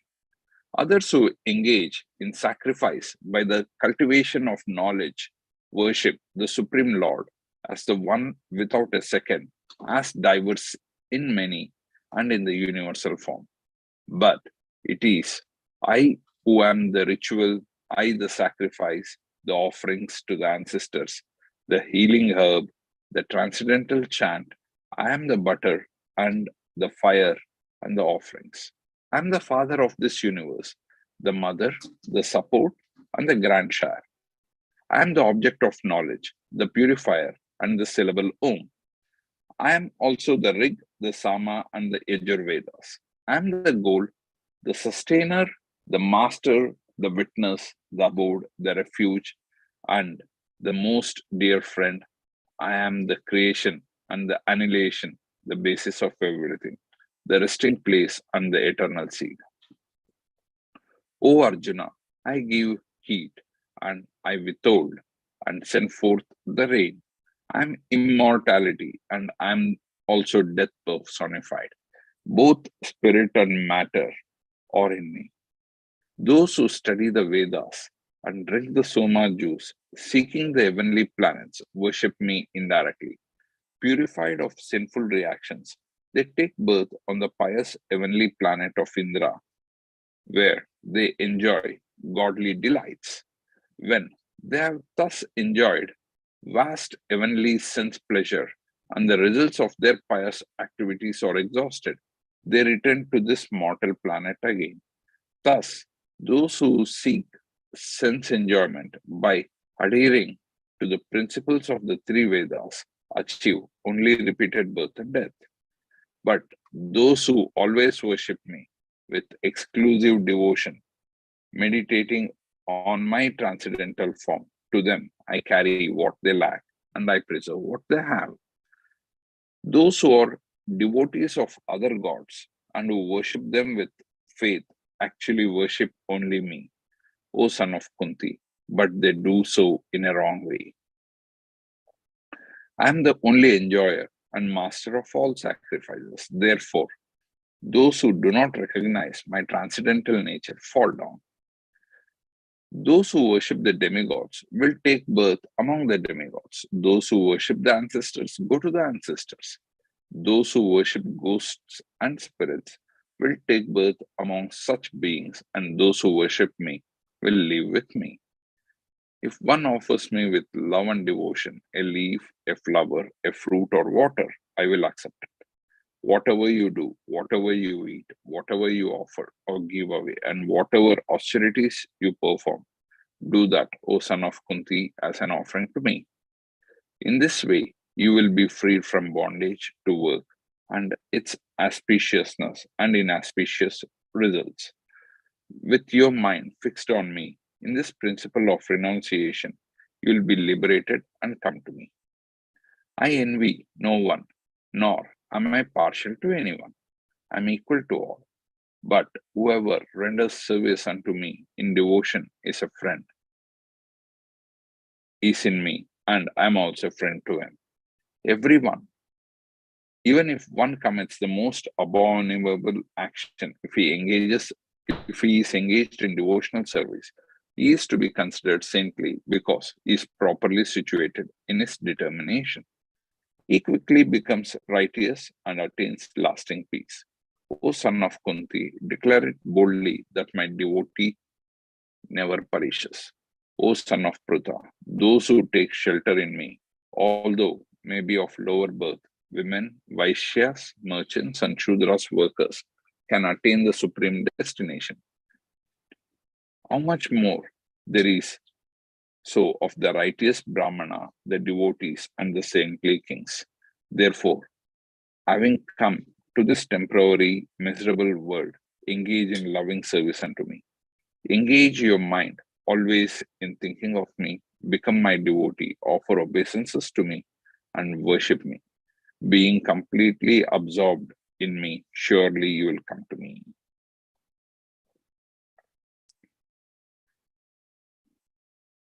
Chapter 10. The Opulence of the Absolute. Text 1. The Supreme Personality of Godhead said, "Listen again, O Arjuna, O mighty armed Arjuna, because you are my dear friend, For your benefit, I shall speak to you further, giving knowledge that is better than what I have already explained. Neither the hosts of the demigods nor the great sages know my origin or opulences. For in every respect, I am the source of the demigods and sages. He who knows me as the unborn, as the beginningless, as the supreme Lord of all worlds, he only, undwelled among men, is freed from all sins.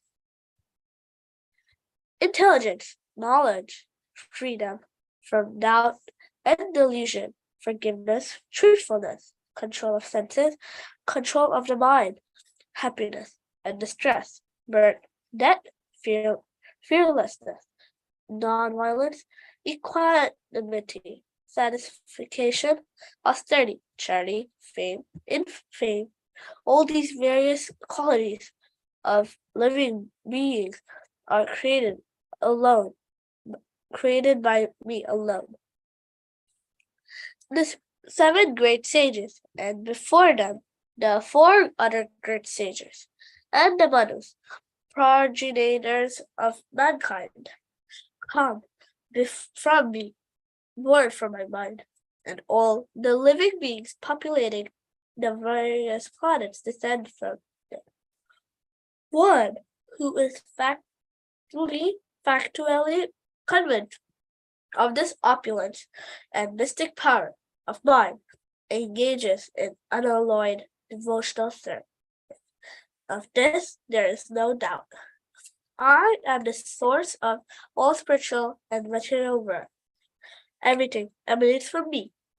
The wise who perfectly know this engage in my devotional service and worship me with all their hearts. The thoughts of my pure devotees dwell in me. Their lives are fully devoted to my service, and they derive great satisfaction, and bliss from always enlightening one another and conversing about me.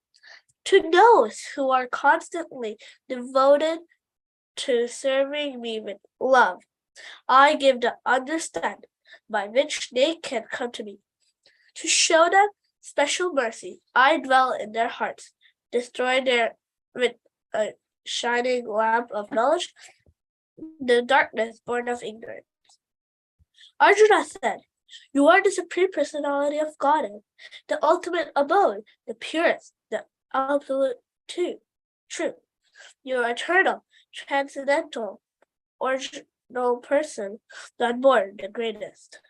All the great sages such as Narada, Asita, Devala, and Vyasa confirm this truth about you, and now you yourself are declaring it to me. O Krishna, I totally accept this truth, all that you have told me, neither the demigods nor the demons. O Lord, I can understand your personality. Indeed, you alone know yourself by your own internal potency, O Supreme Person, origin of all, Lord of all beings, God of gods, Lord of the universe. Please tell me in detail of your divine opulence by which you pervade all these realms. O Krishna, O Supreme Mystic, how shall I constantly think of you, and how shall I know you? In what various forms you are to be remembered, O Supreme Personality of Godhead? O Janardana, again, please describe in detail the mystic power of your opulence. I am never saturated in hearing about you. For the more I hear, the more I want to taste the nectar of your words. The Supreme Personality of Godhead said, "Yes, I will tell you about of my splendorous manifestations, but only of those which are prominent. O Arjuna, for my opulence is limitless. I am the super soul, O Arjuna, seated in the hearts of all living entities. I am the beginning, the middle, and the end of all beings. Of the Adityas, I am Vishnu. Of lights, I am the radiant sun. Of the Mars, I am Marachi. And among the stars, I am the moon. Of the Vedas, I am Samaveda. Of the demigods, I am Indra, the king of the heavens. Of the senses, I am the mind. And in the living beings, I am the living force, consciousness. Of all the Rudras, I am Shiva. Of all the Yakshas and Rakshasas, I am the Lord of Wealth, Kuvera. And of the Vasis, I am fire, Agni. And of mountains, I am Meru. Of priests, Arjuna, know me to be the chief husband. Of the generals, I am Kartikeya. And of the bodies of water, I am Moksha. Of the great sages, I am Phrigu. Of vibrations, I am transcendental Om. Of sacrifices, I am the chanting of holy name, Japa. And of immovable things, I am the Himalayas. Of all the trees, I am the banyan tree. And of all the sages, among the demigods, I am Narayan. And of all the Gandharvas, I am Chitraratha. And among perfected beings, I am Sage Kapila. Of horses, know me to be Ucharishra, produced during the churning of the ocean for nectar. O Lord, of lordly elephants, I am Airavat, and among men, I am the monarch. Of the weapons, I am the thunderbolt. Among coils, I am Surapi. Of causes of procreation, I am Gandharva. Of God of love, I am love, and of serpents, I am Vasuki. Of the many hooded Nagas, I am Ananta. Among the aquatics, I am demigod Varuna. Of departed ancestors, I am Aryama. And among the dispensers of law, I am Yama, Lord of Death. Among Daitya demons, I am the devoted Prahlad. Among the subduers, I am time. Among beasts, I am lion. Among the birds, I am Garuda. Of purifiers, I am the wind. Of the wielders of weapons, I am Rama. Of the fishes, I am the shark. And of the following rivers, I am the flowing rivers, I am the Ganges. Of all creations, I am the beginning and the end, and also the middle. O Arjuna, of all sciences, I am the spiritual science of the self. And among logicians, I am the conclusive truth. Of the letters, I am the letter A, and among the compound words, I am the dual compound. And I'm also inaccessible time, and of creators, I am Brahma. I am all devouring death, and I am the generating principle of all that is yet to be. Among women, I am fame, fortune, fine speech, memory, intelligence, steadfastness, and patience. Of the hymns in the Samaveda, I am Pratsama, and of poetry, I am Gayatri. Of months, I am Margashira, November and December. And of seasons, I am flower bearing spring. I'm also gambling of the cheap, and splendid, I am the splendor. I am victory, I am adventure, and I am the strength of the strong. O descendants of Vrishni, I am Vasudeva. And of the Pandavas, I am Arjuna. Of the sages, I am Vyasa. And among the great thinkers, I am Ushana. Among all means of suppressive wonders, I am punishment. And of those who seek victory, I am mortality. Of secret things I am silent, and of the wise I am the wisdom. Furthermore, O Arjuna, the generating seed of all existences, there is no being, no moving or non-moving, that can exist without me. O mighty conqueror of the enemies, there is no end to my divine manifestations. What have I spoke to you is but a mere indication of my infinite opulence. Know that all opulent, beautiful, and glorious creations spring from but a spark of my splendor. But what is there, Arjuna, for all detailed knowledge? With a single fragment of myself, I pervade and support this entire universe.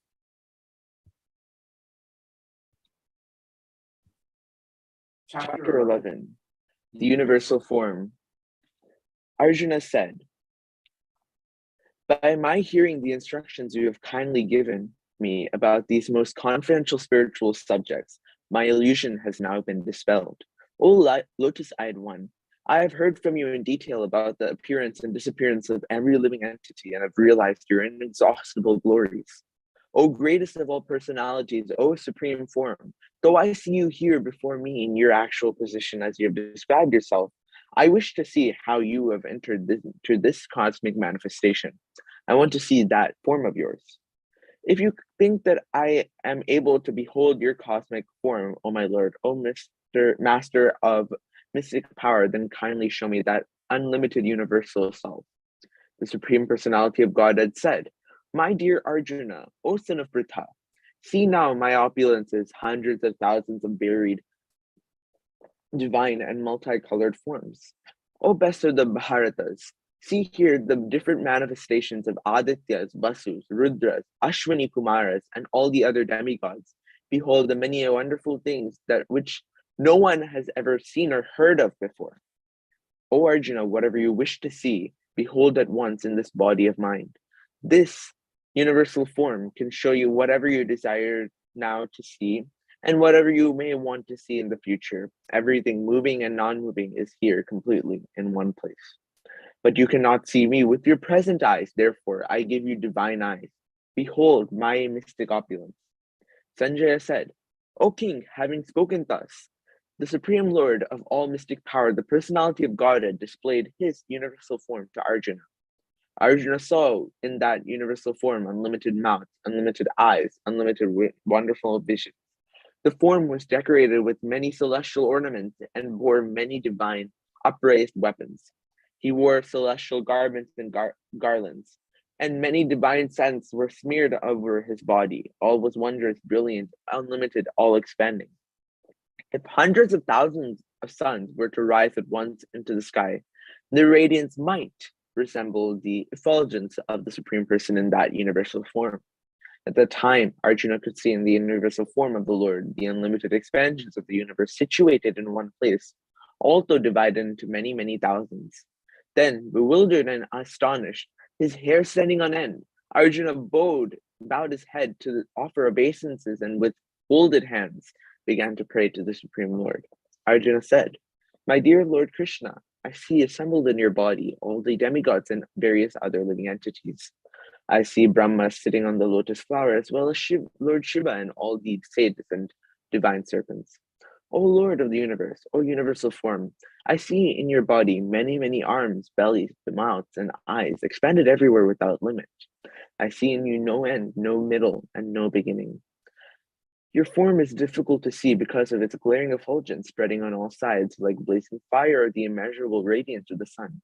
Yet I see this glowing form everywhere adorned with various crowns, clubs, and discs. You're the supreme primal objective. You're the ultimate resting place of all this universe. You are inexhaustible and you're the oldest. You are the maintainer of the eternal religion, the personality of Godhead. This is my opinion. You are without origin, middle, or end. Your glory is unlimited. You have numberless arms, and the sun and moon are your eyes. I see you with blazing fire coming forth from your mouth, burning this entire universe by your own radiance. Although you're one, you spread throughout the sky and the planets and all space between. O Great One, seeing this wondrous and terrible form, all the planetary systems are perturbed. All the hosts of demigods are surrendering before you and entering into you. Some of them, very much afraid, are offering prayers with folded hands. Hosts of great sages and perfected beings, crying, all peace, are praying to you by singing the Vedic hymns. All the various manifestations of Lord Shiva, the Adityas, the Vasus, the Satyas, the Vishwe Devas, the two Ashvis, the Maruts, the forefathers, the Gandharvas, the Yakshas, the Asuras, and the perfected demigods are beholding you with wonder.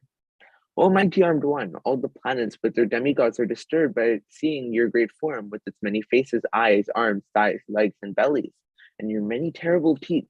And as they are disturbed, so am I. O all-pervading Vishnu, seeing you with your many radiant colors touching the sky, your gaping mouths, and your great glowing eyes, my mind is perturbed by fear. I can no longer maintain my steadiness or equilibrium of mind. O Lord of Lords, O refuge of the world, please be gracious to me. I cannot keep my balance, seeing thus your blazing death-like faces and awful teeth. In all directions I am bewildered. All the sons of Dhritarashtra, along with their allied kings and Bhishma, Drona, Karna, and our chief soldiers also, are rushing into your fearful mouths, and some I see trapped with heads smashed between your teeth. As the many waves of the rivers flow into the ocean, so do all these great warriors enter blazing into your mouths. I see all people rushing full speed into your mouths as moths dash to destruction in a blazing fire. O Vishnu, I see you devouring all people from all sides with your flaming mouths, covering all the universe with your effulgence. You are manifest with terrible scorching rays. O Lord of Lords, so fierce of form, please tell me who you are. I offer my obeisances unto you. Please be gracious unto me. You are the primal Lord. I want to know about you, for I do not know what your mission is. The Supreme Personality of Godhead said, Time I am, the great destroyer of the world, and I have come here to destroy all people. With the exception of you, the Pandavas, all the soldiers here on both sides will be slain. Therefore, get up, prepare to fight and win glory. Conquer your enemies and enjoy a flourishing kingdom. They're already put to death by my arrangement, and you, O Sabyasachi, can be but an instrument in the fight. Drona, Bhishma, Jayadratha, Karna, and the other great warriors have already been destroyed by me. Therefore, kill them and do not be disturbed. Simply fight, and you will vanquish your enemies in battle. Sanjaya said to Dhritarashtra, O king, after hearing these words from the Supreme Personality of Godhead, the trembling Arjuna offered obeisances with folded hands again and again. He fearfully spoke to Arjuna in a faltering voice as follows. Arjuna said, O master of the senses, the world becomes joyful upon hearing your name, and thus everyone becomes attached to you. Although the perfected beings offer you their respectful homage, the demons are afraid and they flee here and there. All this is rightfully done. O Great One, greater even than Brahma, you are the original creator. Why then should they not offer their respectful obeisances unto you?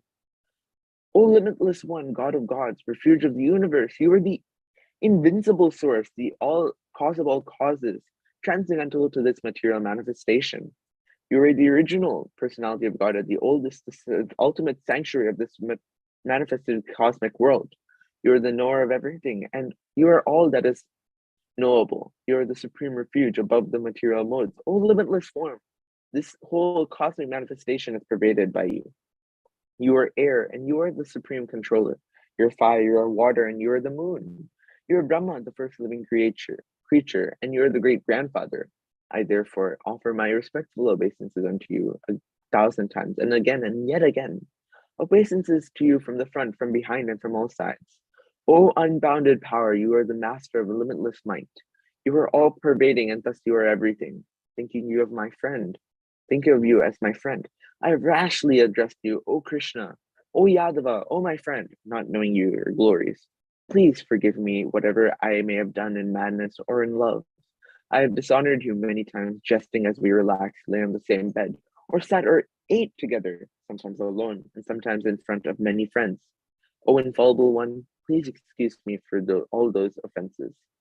You are the father of this complete cosmic manifestation of the moving and the non-moving. You are its worshipable chief, the supreme spiritual master.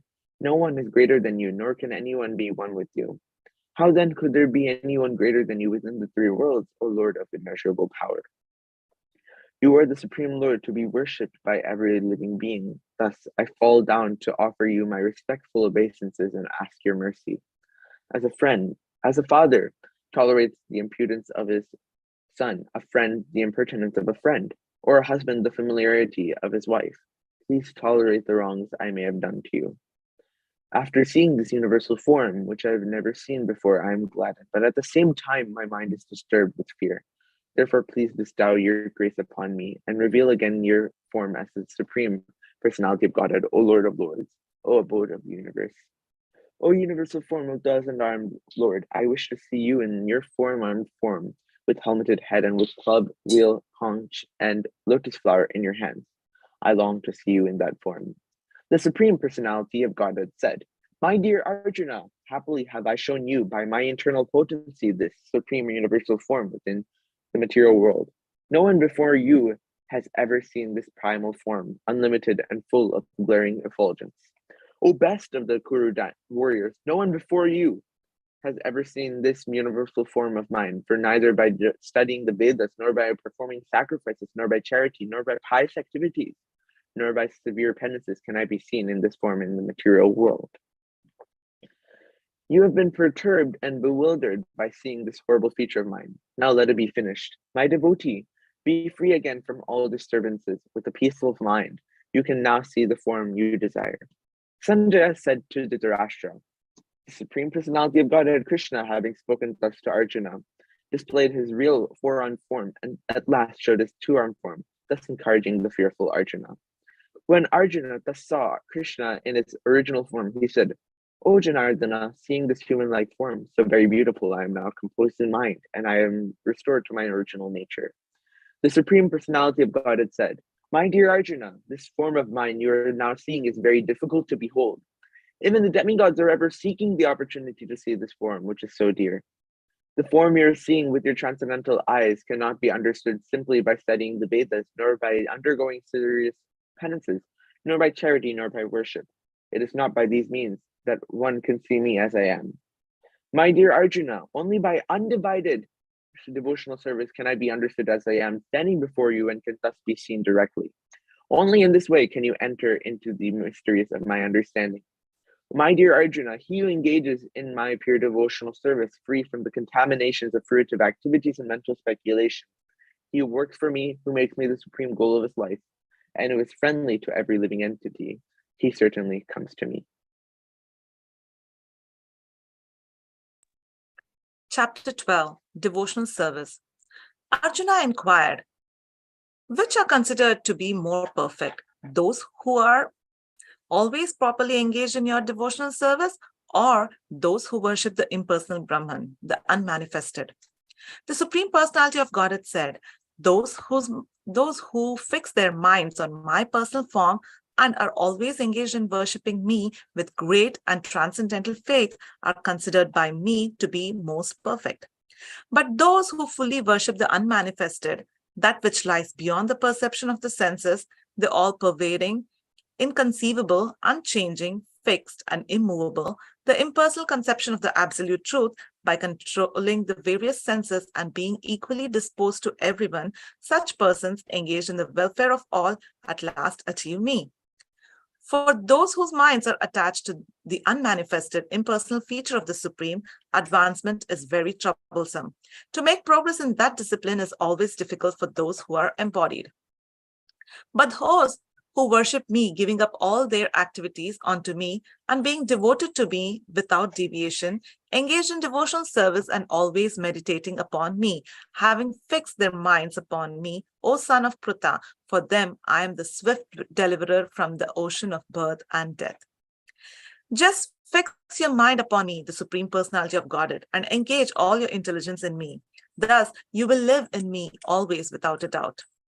My dear Arjuna, O winner of will, If you cannot fix your mind upon me without deviation, then follow the regulative principles of Bhakti Yoga. In this way, develop a desire to attain me. If you cannot practice the regulations of Bhakti Yoga, then just try to work for me, because by working for me, you will come to the perfect stage. If, however, you are unable to work in this consciousness of me, then try to act giving up all results of your work and try to be self-situated. If you cannot take to this practice, then engage yourself in the cultivation of knowledge. Better than knowledge, however, is meditation, and better than meditation is renunciation of the fruits of action. For by such renunciation, one can attain peace of mind. One who is not envious, but is a kind friend to all living entities, who does not think himself a proprietor and is free from false ego, who is equal in both happiness and distress, who is tolerant, always satisfied, self-controlled, and engaged in devotional service with determination, his mind and intelligence fixed on me, such a devotee of mine is very dear to me. He by whom no one is put into difficulty and who is not disturbed by anyone, who is equipoised in happiness and distress, fear and anxiety is very dear to me. My devotee who is not dependent on the ordinary course of activities, who is pure, expert, without cares, free from all pains, and not striving for some result is very dear to me. One who neither rejoices nor grieves, who neither laments nor desires, and who renounces both auspicious and inauspicious things, such a devotee is very dear to me. One who is equal to friends and enemies, who is equipoised in honor and dishonor, heat and cold, happiness and distress, fame and infamy, who is always free from contaminating association, always silent and satisfied with anything, who does not care for any residence, who is fixed in knowledge and who is engaged in devotional service, such a person is very dear to me. Those who follow this imperishable path of devotional service and who completely engage themselves with faith, making me the supreme goal, are very, very dear to me.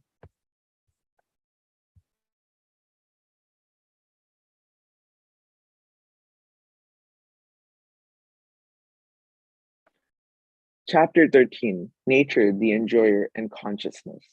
Arjuna said, "O my dear Krishna, I wish to know about Prakriti, nature, Purusha, the enjoyer, and the field and knower of the field, and of knowledge and the object of knowledge." The Supreme Personality of Godhead said, "This body, O son of Kunti, is called the field, and one who knows this body is called the knower of the field.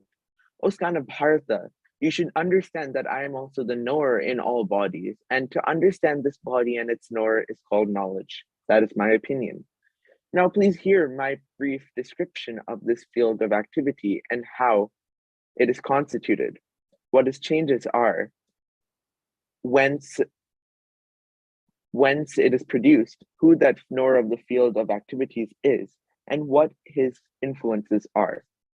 That knowledge of the field of activities and of the knower of activities is described by various sages in various Vedic writings. It is especially presented in Vedanta Sutra with all reasoning as to cause and effect. The 5 great elements, false ego, intelligence, the unmanifested, the 10 senses, and the mind, the 5 sense objects, desire, hatred, happiness, distress, the aggregate, the life, symptoms, and convictions, all these are considered in summary to be the field of activities and its interactions.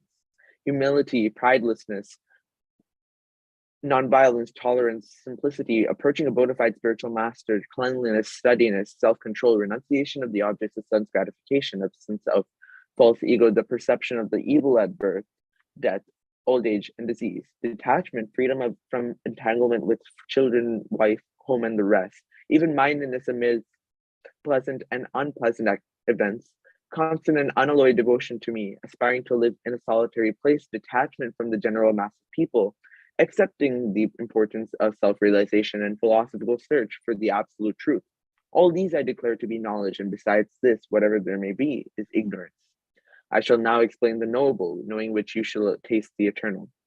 Brahman, the spirit, beginningless and subordinate to me, lies beyond the cause and effect of this world. Everywhere are his hands and legs, his eyes, heads and faces, and he has ears everywhere. In this way, the supersoul exists pervading everything. The Supersoul is the original source of all senses, yet he is without senses. He is unattached, although he is the maintainer of all living entities. He transcends the modes of nature, and at the same time, he is the master of all the modes of material nature. The supreme truth exists outside and inside of all living beings, the moving and the non-moving. Because he is subtle, he is beyond the power of the material senses to see or to know. Although far, far away, he is also near to all. Although the Supersoul appears to be divided among all beings, he is never divided. He is situated as one. Although he is the maintainer of every living entity, it is to be understood that he devours and develops all.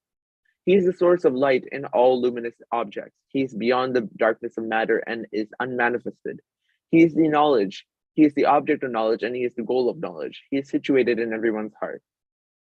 Thus, the field of activities, the body, knowledge, and the knowable have been summarily described by me. Only my devotees can understand this thoroughly and thus attain to my nature. Material nature and the living entity should be understood to be beginningless. Their transformations and the modes of matter are products of material nature. Nature is said to be the cause of all material causes and effects, whereas the living entity is the cause of various sufferings and enjoyments of this world. The living entity in material nature thus follows the ways of life, enjoying the three modes of material nature. This is due to its association with that material nature. Thus he mates with good and evil among the various species. Yet in this body there is another, a transcendental enjoyer, who is the Lord, the supreme proprietor, who exists as the overseer and permitter, and who is known as the Supersoul. One who understands this philosophy concerning material nature, the living entity, and the interaction of the modes of nature is sure to attain liberation. He will not take birth here again, regardless of his present position. Some perceive the Supersoul within themselves through meditation, others through the cultivation of knowledge, and still others through working without fruitive desires. Again, there are those who, although not conversant in spiritual knowledge, begin to worship the Supreme Person upon hearing from him from others. Because of their tendency to hear from authorities, they also transcend the path of birth and death. O chief of the Bharatas, know that whatever you see in existence, both in moving and non-moving, is only a combination of the fields of activities and the knower of the field. One who sees the Supersoul accompanying the individual soul in all bodies, and who understands that neither the soul nor the Supersoul within the destructible bodies ever destroyed actually sees.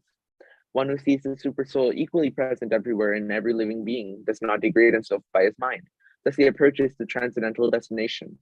One who can see that all activities are performed by the body, which is created by material nature, and sees that self does nothing actually cease. When a sensible man ceases to see different identities due to different material bodies and sees how he belongs, how beings are expanded everywhere, he attains to the Brahman conception. Those with the vision of eternity can see that the imperishable soul is the transcendental, eternal, and beyond the limits of material nature. Despite contact with the material body or origin of the soul, neither does anything nor is entangled. The sky, due to its subtle nature, does not mix with anything, although it is all-pervading. Similarly, the soul situated in Brahman vision does not mix with the body, though situated in that body. O son of Bharata, as the sun alone illuminates all this universe, so does the living entity, one within the body, illuminate the entire body by consciousness. Those who see with eyes of knowledge the difference between the body and the knower of the body, and can also understand the process of liberation from bondage and material nature, attain to the supreme goal.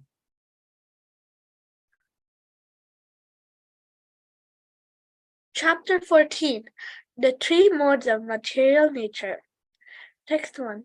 The Supreme Personality of Godhead said, "Again, I shall declare to you this supreme wisdom, the best of all knowledge, knowing which all the sages have attained this supreme perfection. By becoming fixed in this knowledge, one can attain the transcendental knowledge like my own. Thus established, one is not born at the time of creation, or disturbed at the time of dissolution. The total material substance called Brahman is the source of birth, and that it is that Brahman I impregnate, making possible births of all living beings, O son of Parata. It shall be understood that all species of life, O son of Kunti, are made possibly by birth in this material nature, and that I am the seed-giving father. Material nature consists of three modes: goodness, passion, and ignorance. When the eternal living entity comes in contact with nature, O mighty armed Arjuna, he becomes conditioned by these modes. O sinless one, the mode of goodness, being purer than others, is illuminating, and it frees one from all sins for reaction. Those situated in that mode become conditioned by a sense of happiness and knowledge. The mode of passion is born of unlimited desires and longings, O son of Kunti, and because of this, the embodied living entity is bound to material fruitive action. O son of Bharata, know that the mode of darkness, born of ignorance, is the delusion of all embodied living entities. The results of this mode are madness, indolence, and sleep, which bind the conditioned soul. O son of Bharata, the mode of goodness conditions to one's happiness, passions, conditions one to fruitive action, and ignorance covering one's knowledge binds one to madness. Sometimes the mode of goodness becomes prominent, defeating the modes of passion, O son of Bharata, passion and ignorance. O son of Bharata, sometimes the mode of passion defeats goodness and ignorance, and at other times ignorance defeats goodness and passion. In this way, there is always a competition for supremacy. The manifestation of the mode of goodness can be experienced when all the gates of the body are illuminated by knowledge. O chief of Bharatas, when there is an increase in the mode of passion, the symptoms of a great attachment, fruitive activity, intense endeavor, and uncontrollable desire and hankering develop. When there is an increase in the mode of ignorance, O son of Kuru, darkness, inertia, madness, and illusion are manifested. When one dies in the mode of goodness, he attains to the pure higher planets of the great sages. When one dies in the mode of passion, he takes birth among those engaged in fruitive activities, and one dies in the mode of ignorance, he takes birth in the animal kingdom. The result of pious actions is said to be the mode of goodness,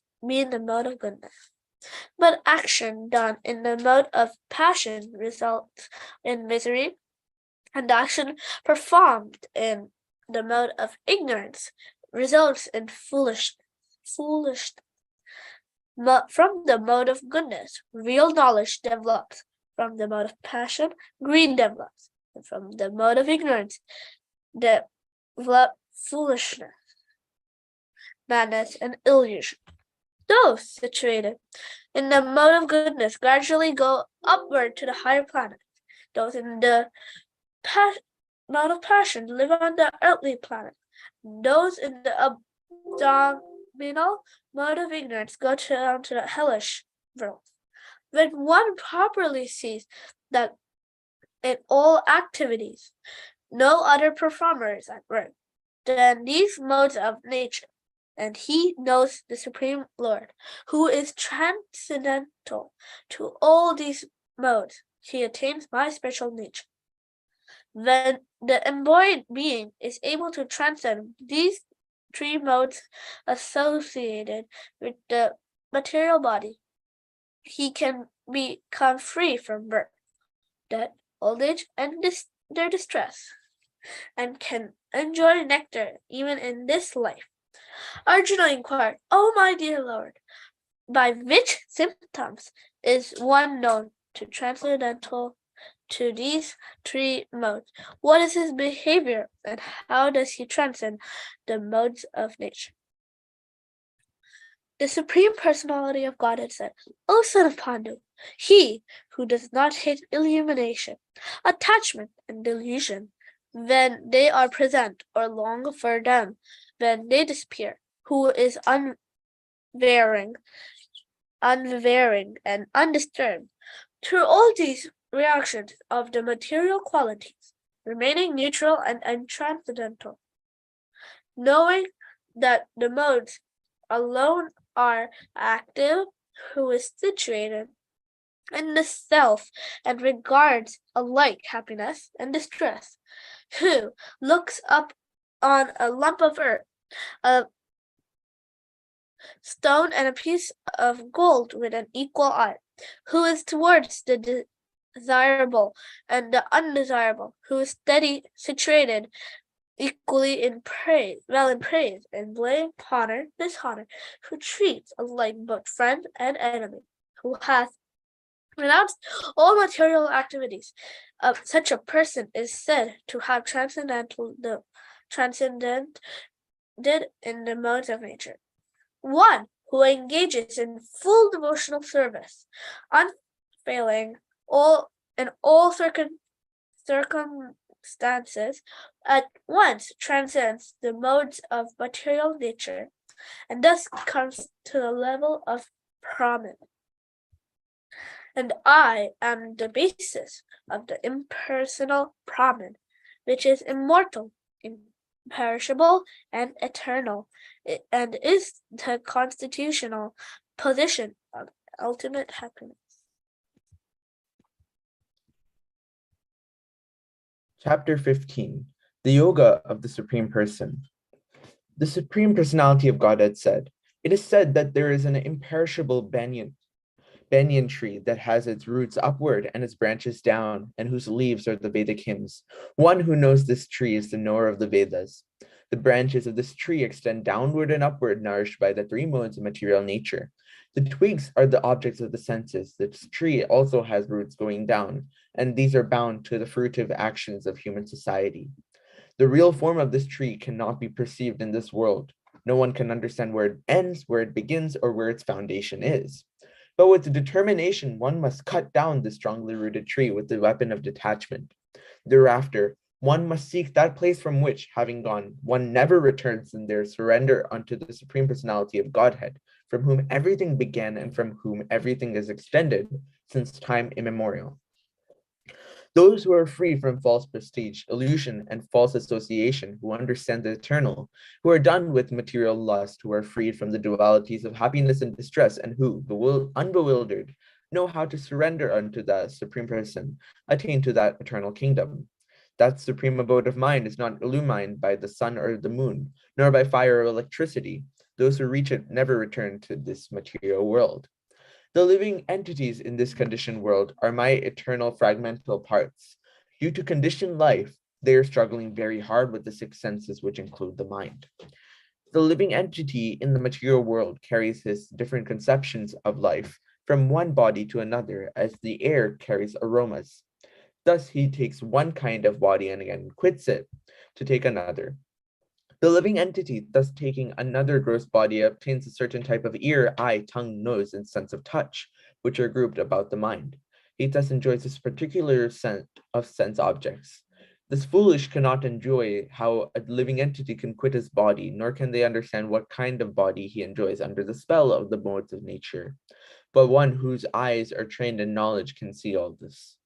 The endeavoring transcendentalists who are situated in self-realization can see all this clearly. But those whose minds are not developed and who are not situated in self-realization cannot see what has taken place, though they may try. The splendor of the sun, which dissipates the darkness of this whole world comes from me, and the splendor of the moon and the splendor of fire also are from me. I enter into each planet, and by my energy they stay in orbit.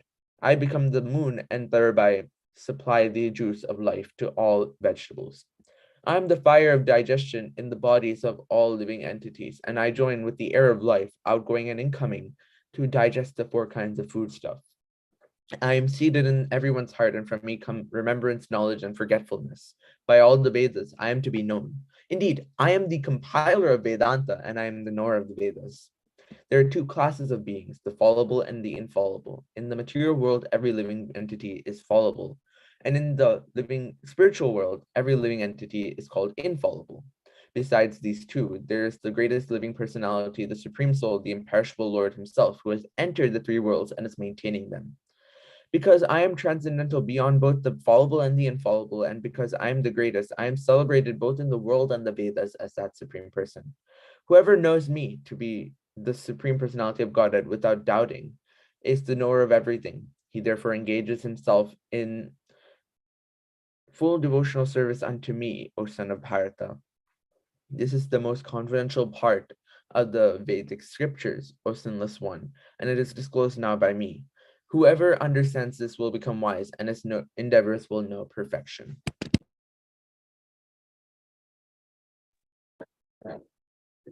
Chapter 16. The Divine and Demoniac Natures. The Supreme Personality of Godhead said, fearlessness, purification of one's existence, cultivation of spiritual knowledge, charity, self-control, performance of sacrifice, study of the Vedas, austerity, simplicity, non-violence, truthfulness, freedom from anger, renunciation, tranquility, aversion to fault-finding, compassion for all living entities, freedom from covetousness, gentleness, modesty, steady determination, vigor, forgiveness, fortitude, cleanliness, and freedom from envy and from the passion for honor. These transcendental qualities, O son of Bharata, belong to godly men endowed with divine nature. Pride, arrogance, conceit, anger, harshness, and ignorance. These qualities belong to those of demoniac nature, O son of Pritha. The transcendental qualities are conducive to liberation, whereas the demoniac qualities make for bondage. Do not worry, O son of Pandu, for you are born with the divine qualities.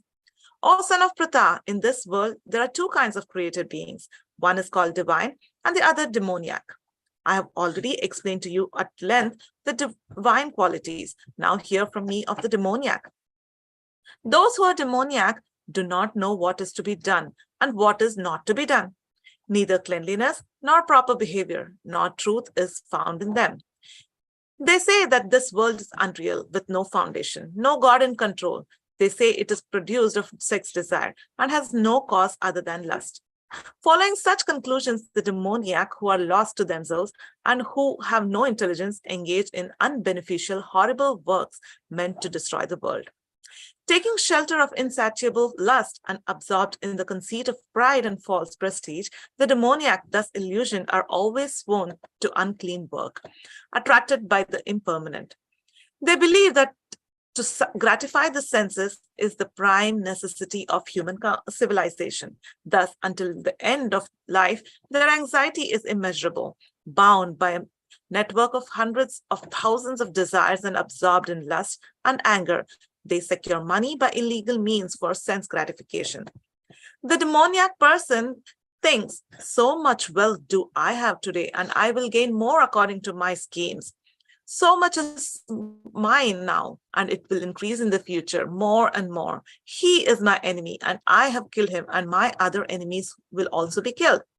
I am the Lord of everything. I am the enjoyer. I am perfect, powerful, and happy. I am the richest man surrounded by aristocratic relatives. There is none so powerful and happy as I am. I shall perform sacrifices. I shall give some charity, and thus I shall rejoice. In this way, such persons are deluded by ignorance.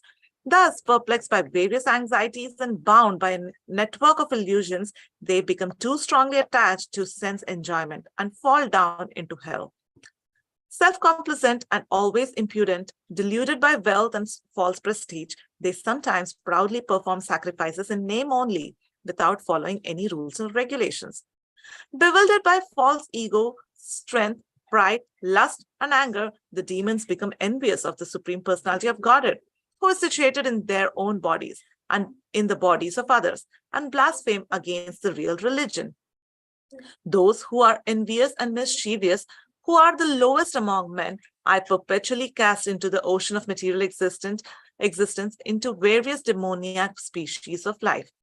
Attaining repeated birth amongst the species of demoniac life, O son of Kunti, such persons can never approach me. Gradually, they sink down to the most abominable type of existence. There are 3 gates leading to this hell: lust, anger, and greed. Every sane man should give up these, for they lead to the degradation of soul.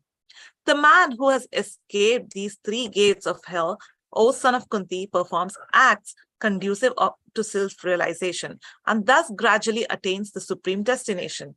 He who discards spiritual injunctions and acts according to his own whims attains neither perfection, nor happiness, nor the supreme destination.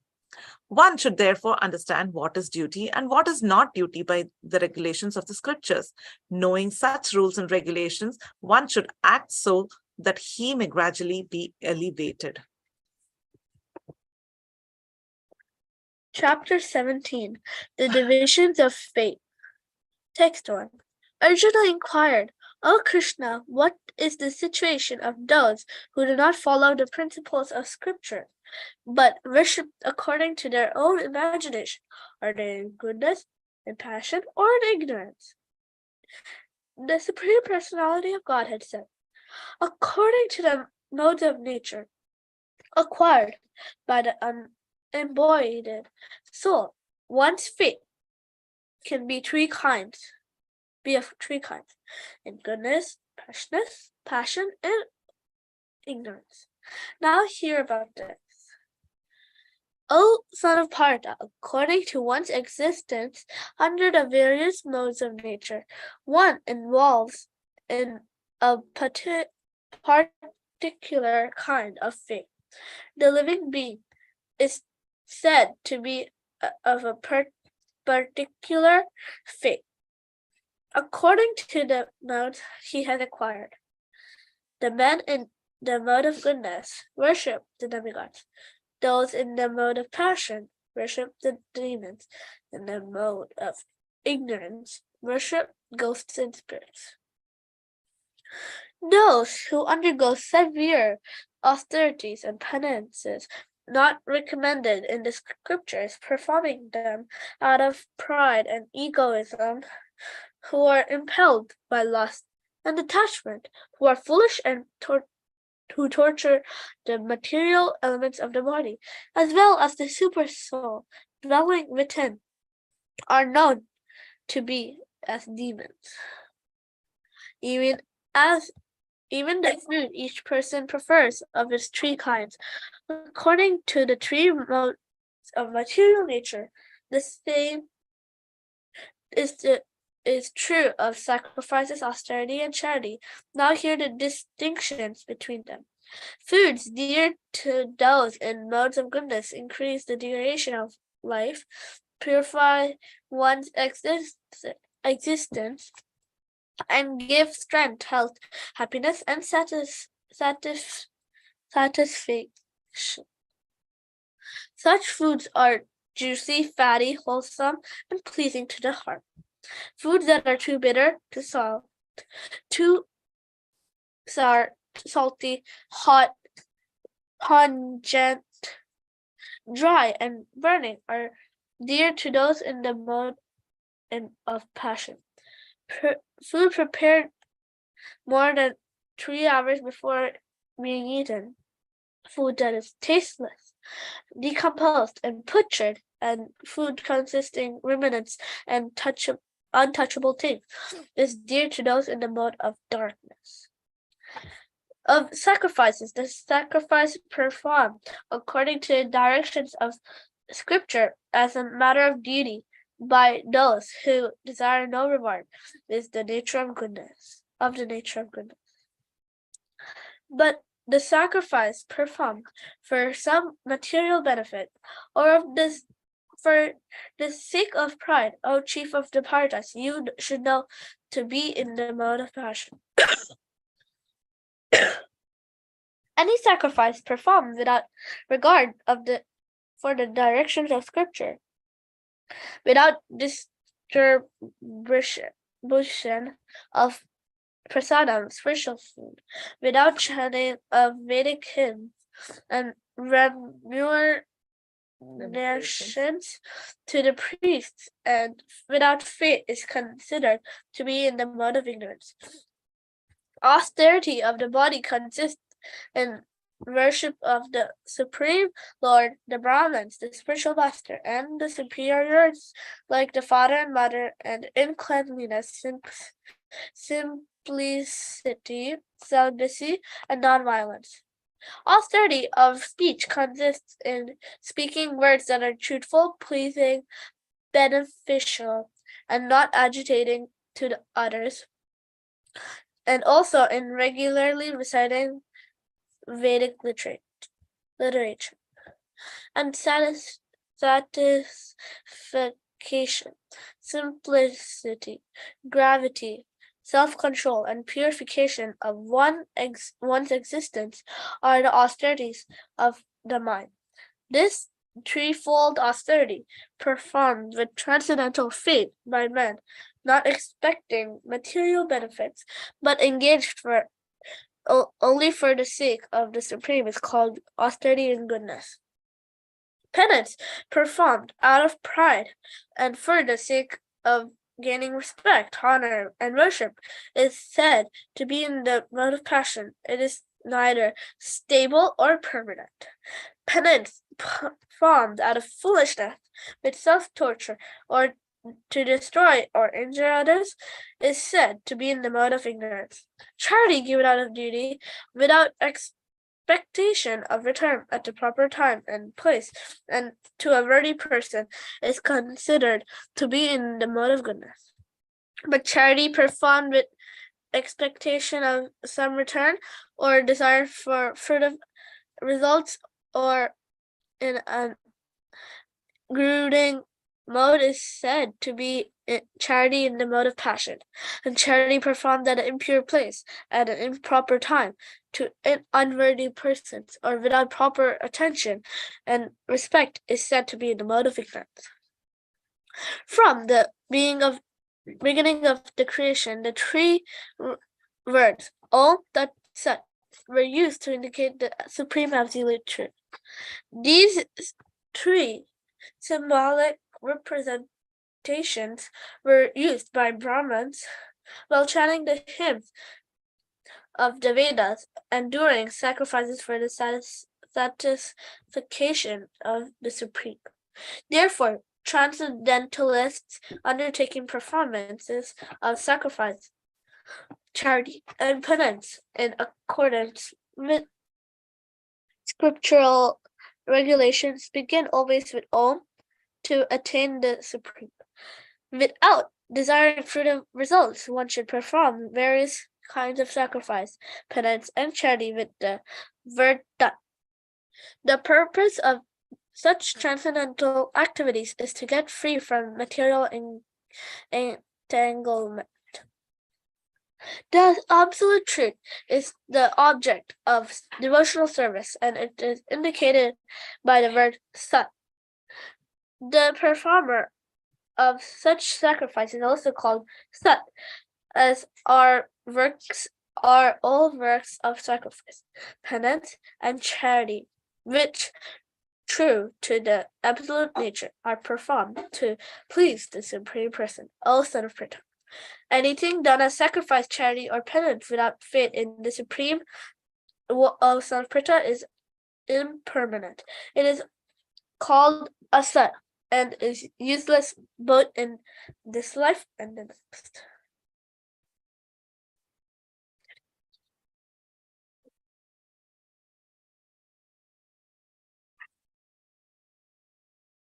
Chapter 18.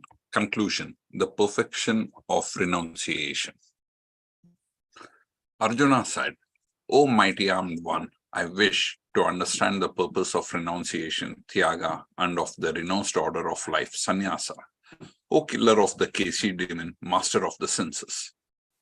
The Supreme Personality of Godhead said, the giving up of activities that are based on material desires is what great learned men call the renounced order of life, Sannyasa, and giving up the results of all activities is what the wise call renunciation, Tyaga. Some learned men declare that all kinds of fruitive activities should be given up as faulty, and yet other sages maintain that acts of sacrifice, charity, and penance should never be abandoned.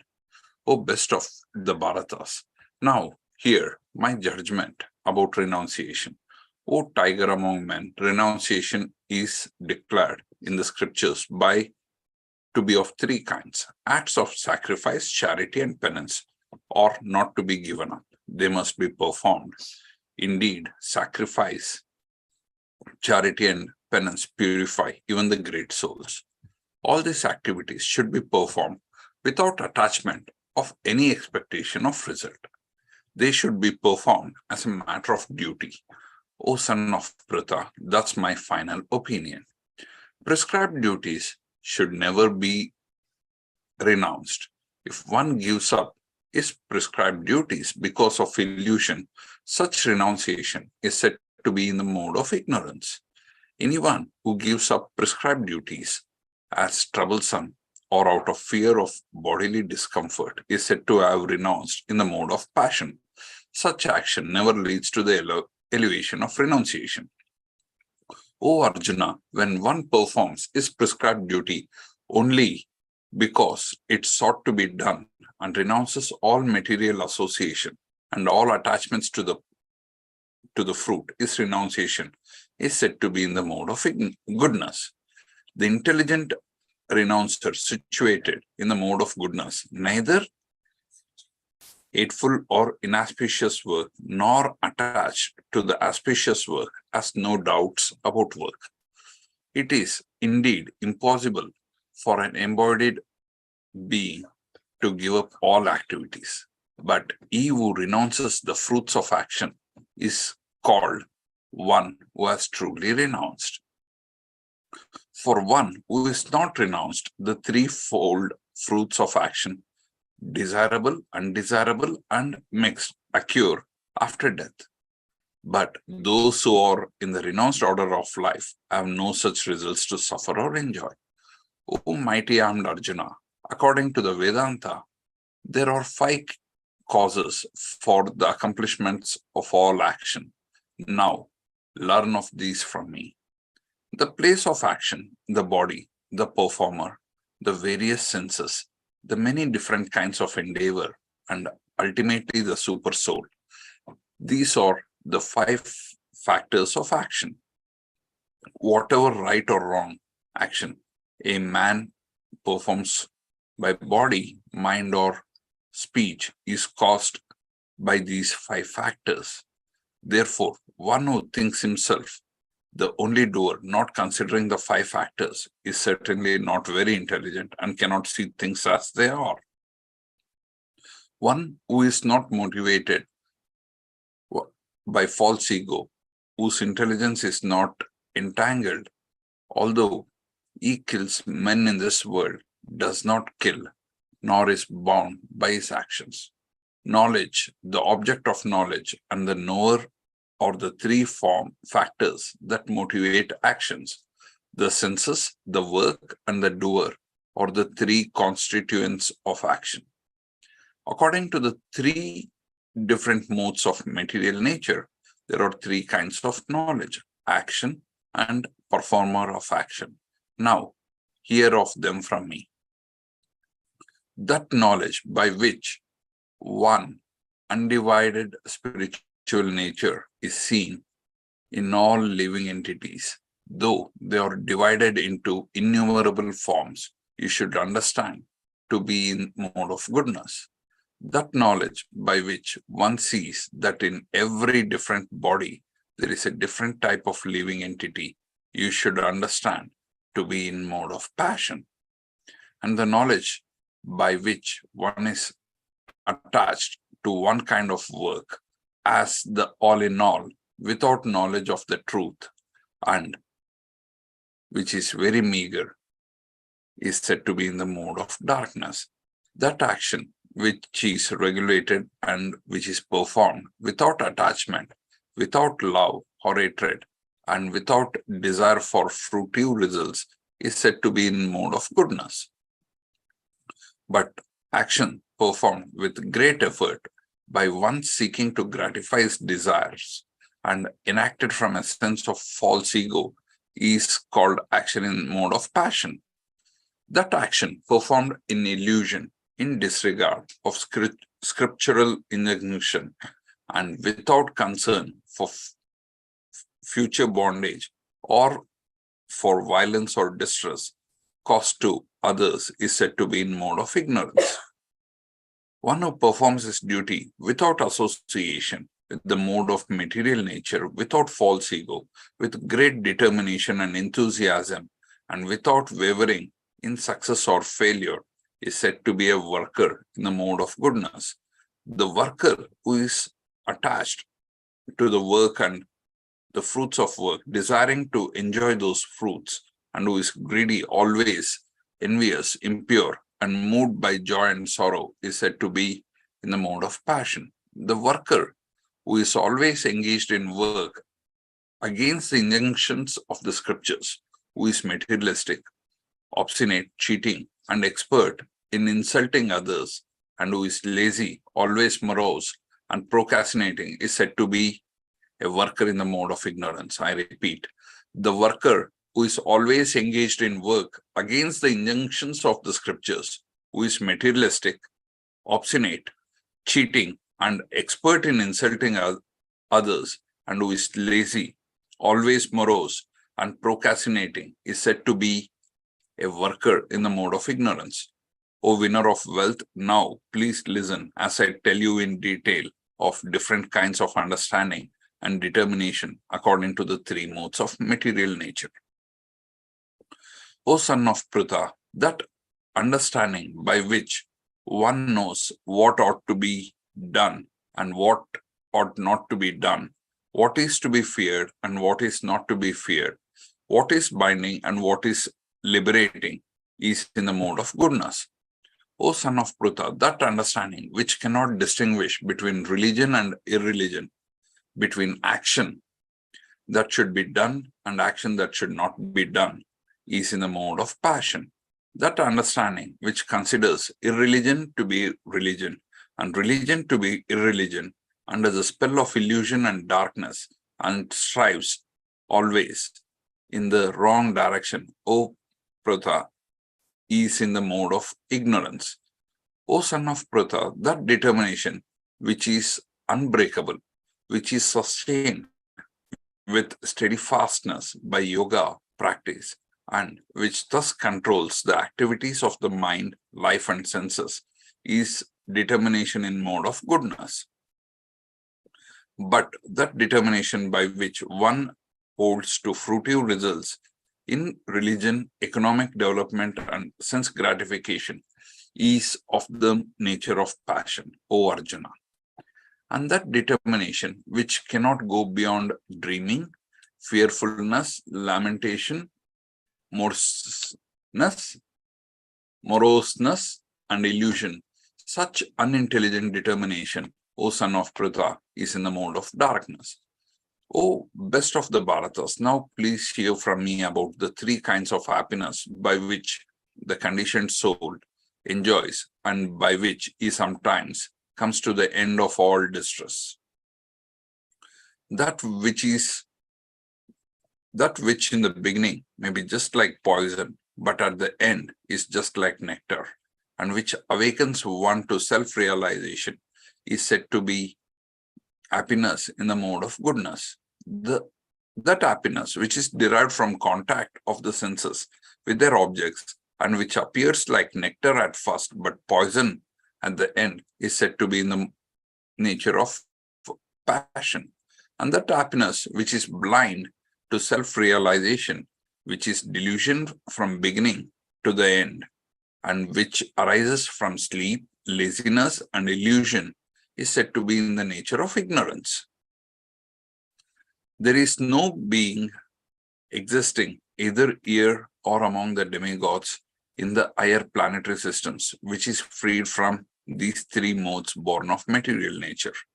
Brahmanas, Kshatriyas, Vaishyas, and Shudras are distinguished by the qualities born of their own nature in accordance with the material modes, O chastiser of the enemy.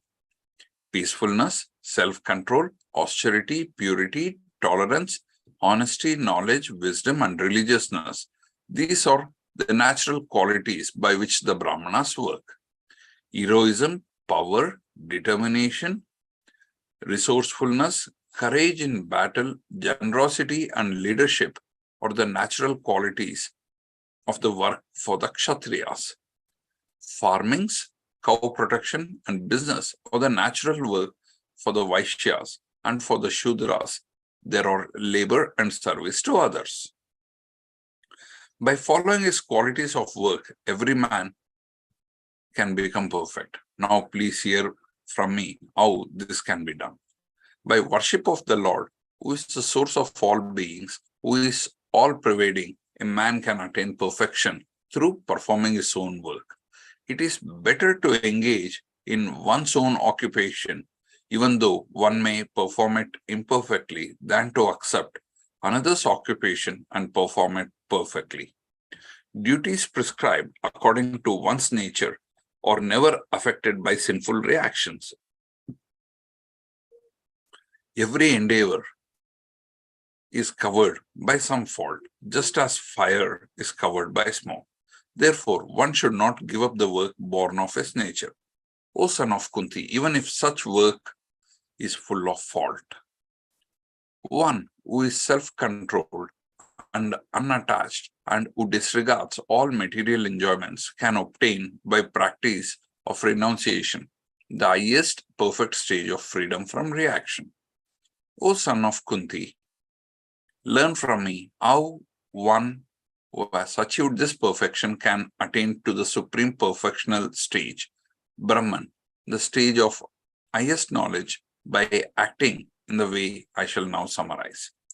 Being purified by his intelligence and controlling the mind and determination, giving up the objects of sense gratification, being freed from attachment and hatred, one who lives in a secluded place, who eats little, who controls his body, mind, and power of speech, who is always in trance, and who is detached, free from false ego, false strength, false pride, lust, anger, and acceptance of material things, free from false proprietorship and peaceful. Such a person is certainly elevated to the position of self-realization. One who is thus transcendentally situated at once realizes the supreme Brahman and becomes fully joyful. He never laments or desires to have anything. He is equally disposed towards every living entity. In that state, he attains pure devotional service unto me. One can understand me as I am the supreme personality of Godhead only by devotional service. And when one is in full consciousness of me by such devotion, he can enter into the kingdom of God. Though engaged in all kinds of activities, my pure devotee under my protection reaches the eternal and imperishable abode by my grace. In all activities, just depend upon me and work always under my protection. In such devotionals, be fully conscious of me. If you become conscious of me, you will pass over all the obstacles of conditioned life by my grace. If, however, you do not work in such consciousness, but act through false ego, not hearing me, you will be lost. If you do not act according to my direction and do not fight, then you will be falsely directed. By your nature, you will have to be engaged in warfare. Under illusion, you are now declining to act according to my direction, but compelled by the work born of your own nature, you will act all the same, O son of Kunti. The Supreme Lord is situated in everyone's heart, O Arjuna, and is directing the wandering of all living entities, or seated as on a machine made of the material energy. O scion of Bharata, surrender unto him utterly. By his grace, you will attain transcendental peace and the supreme and the eternal abode.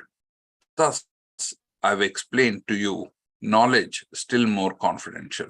Deliberate on this fully, and then do what you wish to do. Because you are my very dear friend, I am speaking to you, my supreme instruction, the most confidential knowledge of all. Hear from me, for this is for your benefit. Always think of me, become my devotee, worship me, and offer your homage unto me. Thus you will come to me without fail. I promise you this, because you are my very dear friend. Abandon all varieties of religion and just surrender unto me. I shall deliver you from all sinful reactions. Do not fear. This confidential knowledge may never be explained to those who are not austere or devoted or engaged in devotional service, not to one who is envious of me. For one who explains this supreme secret to the devotees, pure devotional service is guaranteed, and at the end, he will come back to me. There is no servant in this world more dear to me than he, nor will there ever be one more dear. And I declare that he who studies this sacred conversation of ours, worship me by his intelligence, and one who listens with faith and without envy becomes free from sinful reactions and attains to the auspicious planets where the pious dwell. O son of Pruta, O conqueror of wealth, have you heard this with an attentive mind? And are your ignorance and illusions now dispelled? Arjuna said, my dear Krishna, O infallible one, my illusion is now gone. I have regained my memory by your mercy. I am now firm and free from doubt, and I am prepared to act according to your instructions. Sanjaya said, thus have I heard the conversation of two great souls, Krishna and Arjuna, and so wonderful is that message that my hair is standing on end. By the mercy of Vyasa, I have heard these most confidential talks directly from the master of all mysticism, Krishna, who was speaking personally to Arjuna. O king, as I repeatedly recall this wondrous and holy dialogue between Krishna and Arjuna, I take pleasure being thrilled at every moment. O king, as I remember the wonderful form of Krishna, of Lord Krishna, I am struck with wonder more and more. I rejoice again and again. Wherever there is Krishna, the master of all mystics, and wherever there is Arjuna, the supreme archer, there will also be certainly be opulence, victory, extraordinary power, and morality. That is my opinion. Srimad Bhagavad Gita ki jai. Hare Krishna. Hare Krishna. Hare Krishna.